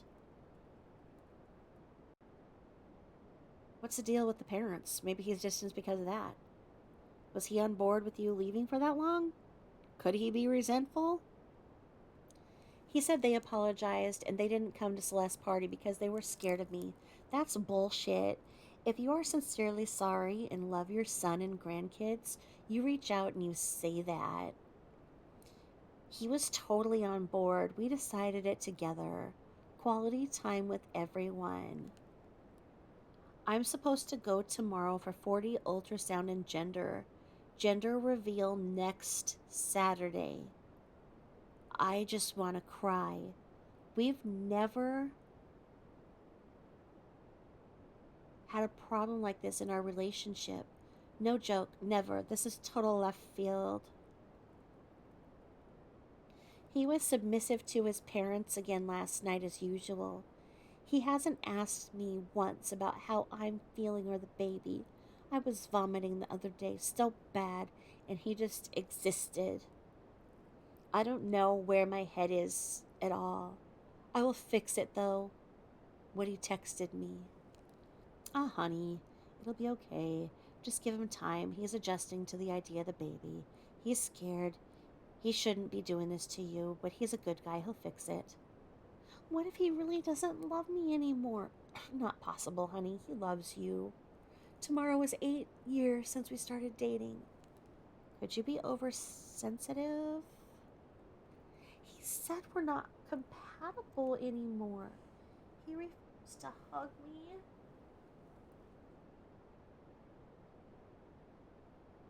Hold on. He refused to hug me after he said he will try to work it out. Said he thought another baby would fix his feelings. Said he refused couples counseling. The way that she talks is like this whole discovery. Is it something in Colorado where they just forget their grammar? God, I can't stand this. What? That doesn't sound like Chris. Did he go to the appointment? Yes, but cold. Addie, I have no idea what happened. Go through his phone. Make sure there isn't some other bitch I have to kill. This is total left field. Why no to counseling? What? That doesn't sound like Chris. Did he go to the appointment? Yes, but cold. Okay, no, this was twice. Okay. Totally is. Out of left field. He said he's not sitting on no damn couch saying what he just said to me to no stranger. Oh, Jesus.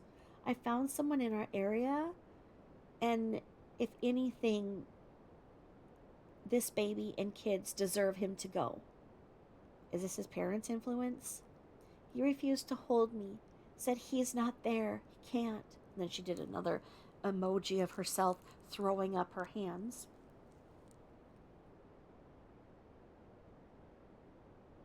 I haven't slept most of the week. My eyes burn from crying so much. I canceled the gender reveal. Nikki is going to tell me today. I need happy news right now. I said to him, how was this a few months? We were so intimate in what I thought was in love when I left. He said he had a lot of time to think. This baby in my belly deserves his full love either way. So sorry, honey. I said, you sat here in this living room and you said you think it'd be a great thing to have another baby. We talked it out a lot beforehand and we agreed to do this. You were so excited and happy. I think he will come to his senses and feel like he's an ass in a few months. I grabbed his hand during the ultrasound and he didn't grab back. Addie put a crying emoji. I cringed. He rejected sex night after we arrived here. I gotta say it again. I cringed. He rejected sex night we arrived here. Only thing I can think of, even though I don't think he has it in him, is another girl. Did you look through his phone? Did you ask if there was someone? He said last night, opposites attract, but this isn't working anymore. I did. He denied. No, I didn't look. He's deleting messages from his dad. I'm sure he's not that stupid. Why is he deleting messages from his dad? That makes no sense.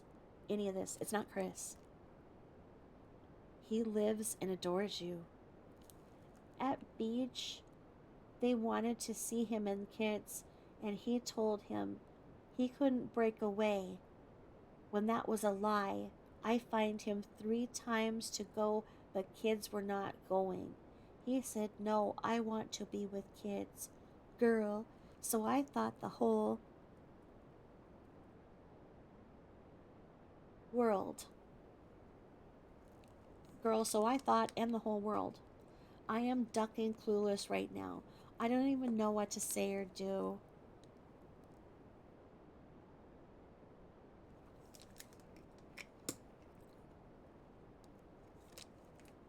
And then Addie says, it's got to be his mother sabotaging. How do I feel more compatible if he isn't giving me anything? Maybe find out what he needs for me to feel more compatible. He wouldn't give me that. He just kept saying, I don't feel it anymore.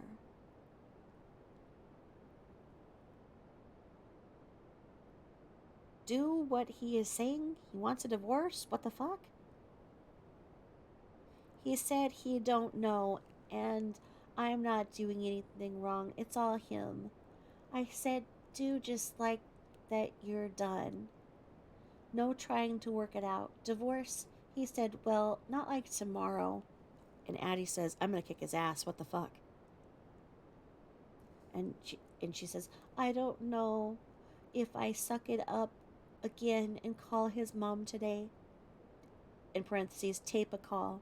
So she can lie and twist my words and talk to her and tell her I want to have a relationship, but I need her to love and respect my kids. And then Addie says, I think maybe you tell him that you want to work it out with them. I thought he was on your side about what happened in, it says CC. And then she said,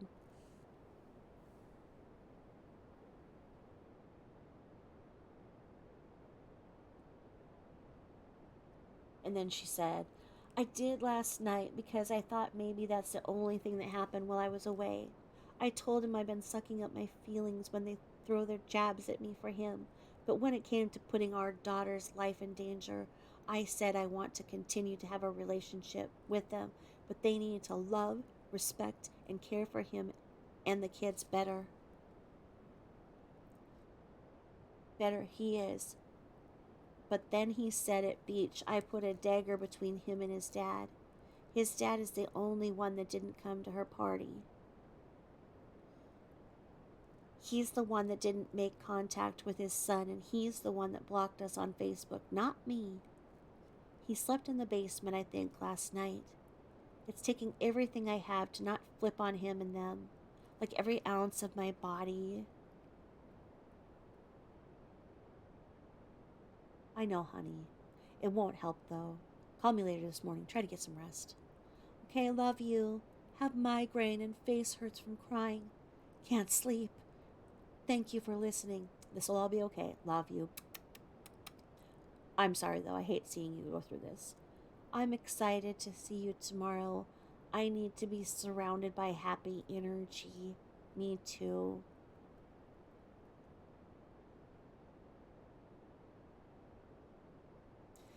One minute he agrees to go away next weekend, just the two of us, and then 30 minutes later he deletes his Facebook account.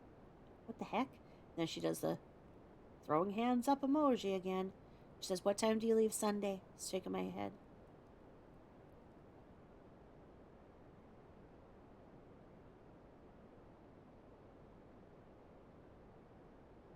She says, "I'm trying to go with the flow. He's talking and kind of being Chris." Oh my God, thank God. I love you guys so much, and I know you'll be okay, but he's still very distant still. Having a boy is a blessing, and that's what he really wanted. Okay, so somewhere in here, it's turned out that it's a boy somehow, because this is what Addie said, not what she said. Because Addie said having a boy is a blessing. That's what he really wanted. So maybe she put on the Facebook that, oh, it's that. But we don't have any proof that it's a boy. And honestly, like, I measured it out and showed the other thing. That was an 11-week-old fetus. And at a private ultrasound place that they're saying they got it, they're not going to be able to find gender. And if she was so sick and couldn't go to the doctor out of network and was so sick, why would she go to a private ultrasound place instead of an actual doctor who would give her an ultrasound that wouldn't cost and could make sure the health of the baby was okay?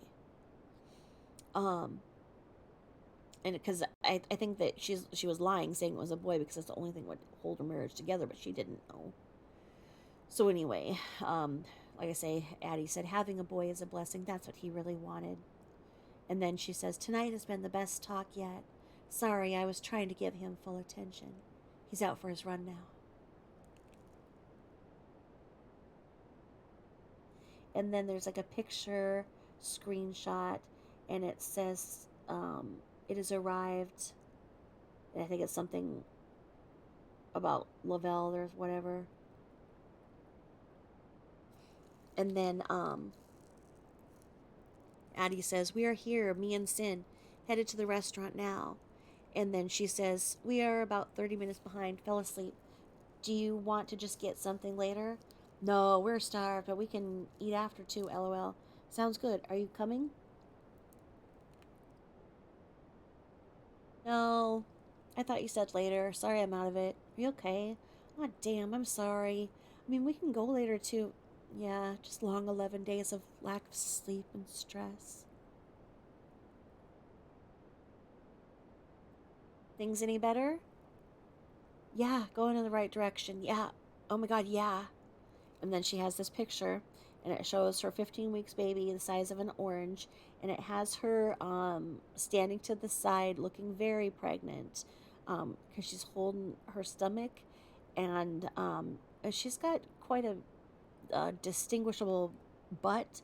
So she's doing that, and it says boy or girl, and then it says created with Baby Pics app. And then it says here, Addie also forwarded screenshots of her text messages with Chris Watts. On 6/17/2018, Addie wished Chris a happy Father's Day.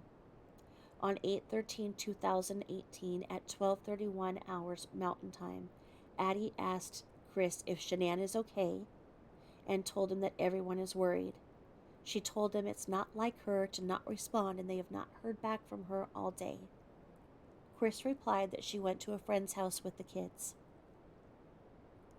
He said she would not tell him where, though, and said that he will update her once he got home. On 8/13/2018 at 15:46 hours, so that's 3:46 in the afternoon to us civilians, Addie asked Chris, and again, CHIRS, what happened and expressed worries. Chris did not reply. On 8/13/2018 at 18:48 hours, Addie asked Chris for any news. Chris replied that cops search his house up and down and are doing everything they can. She asked what could be happening, and Chris said he had no clue. Chris told Addie that he and Shanann talked that morning between 0400 and 0500 hours, so 4 or 5 in the morning. And when he left, she was still there. He told her that they checked his cameras and the neighbor's camera, and Addie asked about Cece's medication, and Chris replied that all the meds were still there. Addie expressed concern. Chris told Addie that Cece takes it every day, once a day. They have containers full of it downstairs.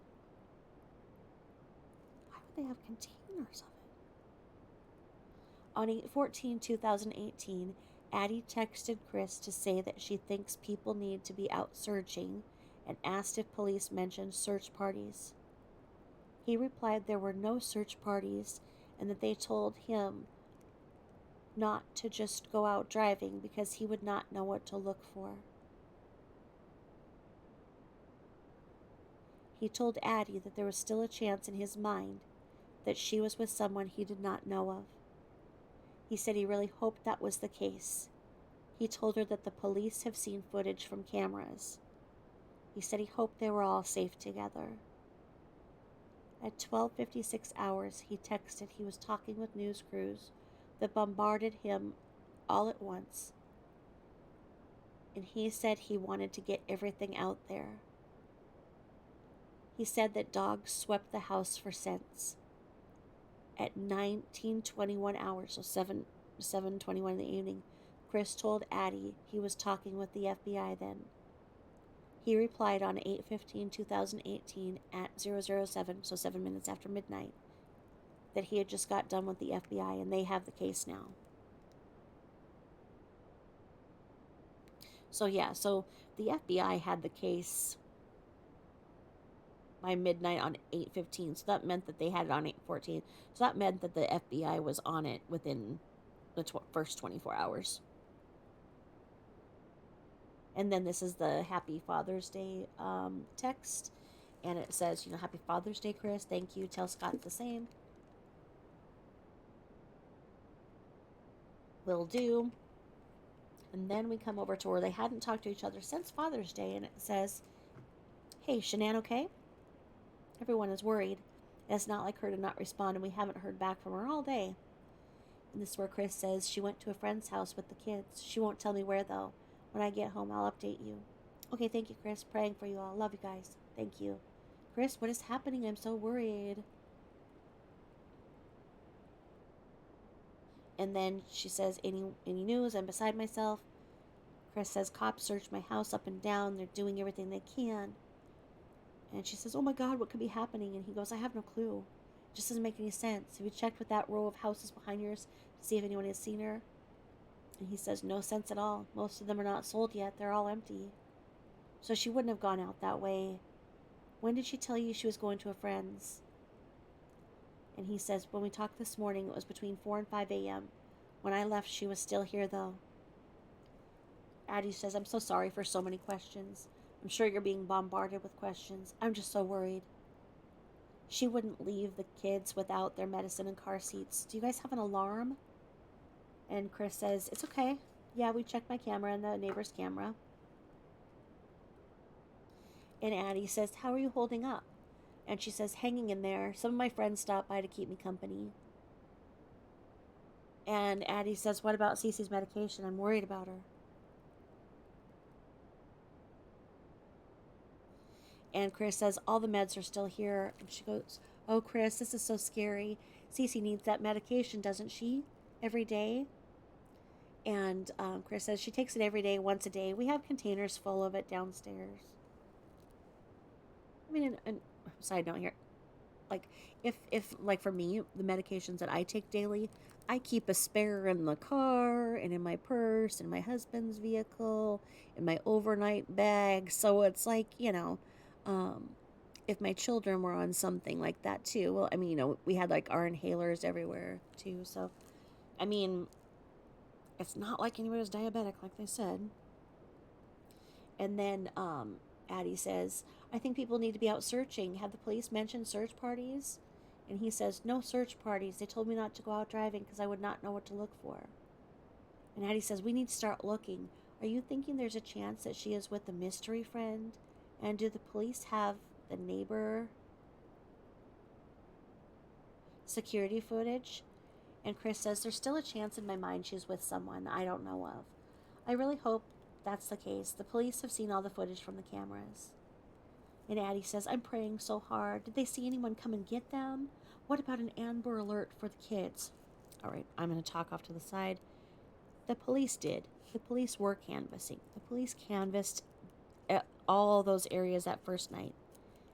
An Amber Alert has to be a very certain criteria, and an Amber Alert has to have a driver's license, a license plate. If you do not see a vehicle that has taken the child, they will not issue an Amber Alert. For Shanann and the kids to have gotten an endangered missing, that was a lot for as little time as they were missing when they did that. And that was because Nicole lied and said that she had diabetes. Chris says they didn't see anyone at all. They think the kids are with her, so I think it'll be a missing persons report for all. And Addie says, where else would the kids be if not with her? And he says, I'm not sure. I'm hoping they're all together safe. And she says, we're all praying so hard that's the case. All the local hospitals have been called. Are you home by yourself? And Chris says, all the hospitals, my friends Nick and Amanda, are en route here. She goes, are you doing okay? And he says, the best I can be, trying to remember to eat. And then she says, hey, did you mean to call me? And he says, I'll call you back, talking with the news crews.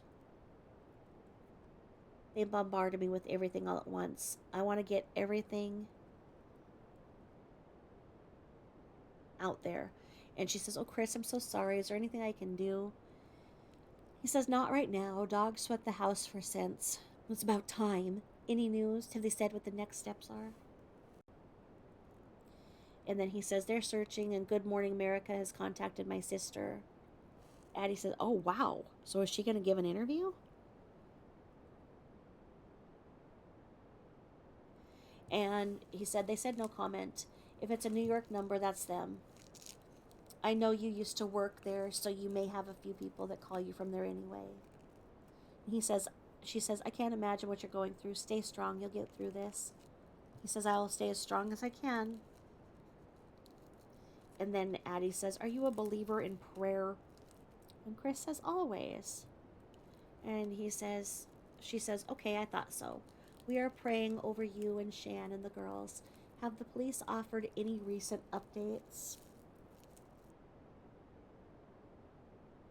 And it says news crews are doing live updates on the corner of the street. And then she says, anything new, Chris? On Tuesday morning at 9:21. Have you heard anything? And he says, I'm talking with the FBI now. She goes, right now? What does that mean? New development? And then he texts back at 2. He says, just got done with the FBI. They have the case now. Praying they are making good progress. Me too, he says. I'll call you back, talking with the news crews. They bombarded me all at once. I want to get everything out there. Okay, so this is a duplicate. Okay, so then it says, on 8/18, Addie shared with me that Shanann texted her screenshots of photos Chris sent her on 6/20/2018, which was the date of Shannon's first sonogram for Nico, which Chris missed. She said that he was running from tornadoes, and that's why he missed the sonogram. Addie thought that the photos look like the area in which the bodies of Shanann, Bella, and Cece were found, and wanted to forward them.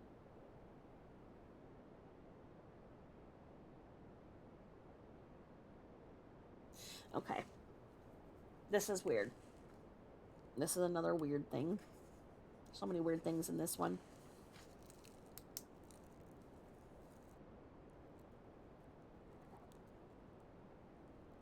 Because 620.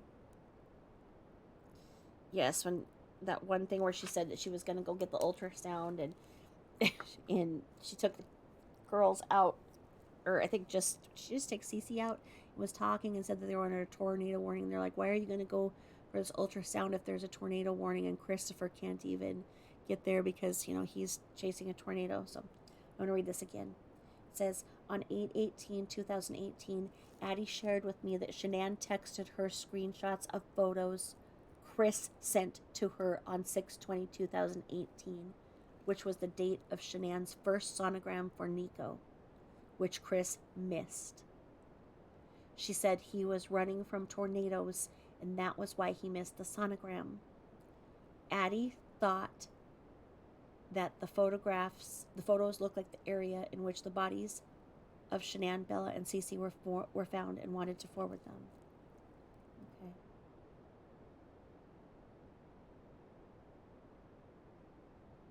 Okay, so it's a picture of a tornado looking like it's hitting down, and it's a field, and another picture of a tornado in the field. And she said, Chris took these pics. These tornadoes were why he missed ultrasound. He was in field running from them. And then a big picture of a cloud, and then another cloud, and wow, that was a huge tornado. That was in June. And then 8/20/80, Addie, 8/20/2018, Addie texted me about an email she gained knowledge of that Chris Watts responded to on 8/14/2018, which concerned her because he was missing his wife and children and talking with police on the matter when he responded. Chris received an email about fantasy football and was sure to respond that he was in during the time when his wife and children were missing. Yeah, I commented on that being weird too. It is weird. Okay, so then it's this email that she forwarded, and it's on August 13th, the day that they're missing, at 9:07 a.m. So Christopher Watts sends an email.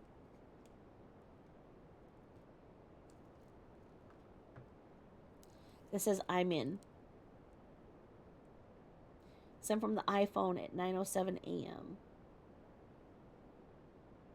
Because it says regarding Survivor League Week 1 picks, but it's dated August 14th at 6:13 p.m. So I'm not sure what time he did. So it says, good morning, ladies and gentlemen. It's that time again. Week 1 of the NFL is on the horizon, and so is our annual Survivor League. I'm creating the master list. If you are playing again this year, please reply separately to this email, and I'll add you to the list. Also, feel free to invite others. Have them email me and add them to the list as well. The more the merrier. Let's have some fun. Let's have a great week. And then it's got, it says the attachments are the screenshots between Addie Maloney and Shannon Watts, screenshots between Addie Maloney and Chris Watts, screenshots of Chris to Shannon sent to Addie, and screenshots of an email Chris Watts responded to. And I think that that's a really good place to start, or to stop. So we will stop here, and we started at page 411 and we got to 466. We're just plugging along. And then for the discovery, we made it from 468 to 527 tonight. So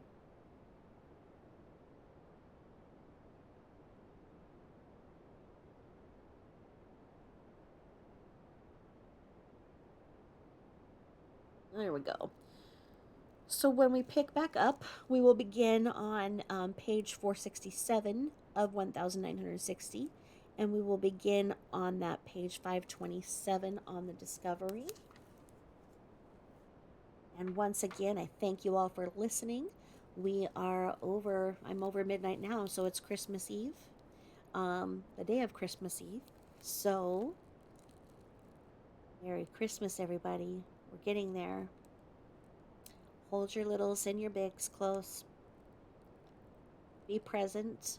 Put your cell phone down. Look around. Enjoy everything. Enjoy every moment of this magic that we have for the next few days where people are actually nice to each other. And thank you so much for listening. Good night.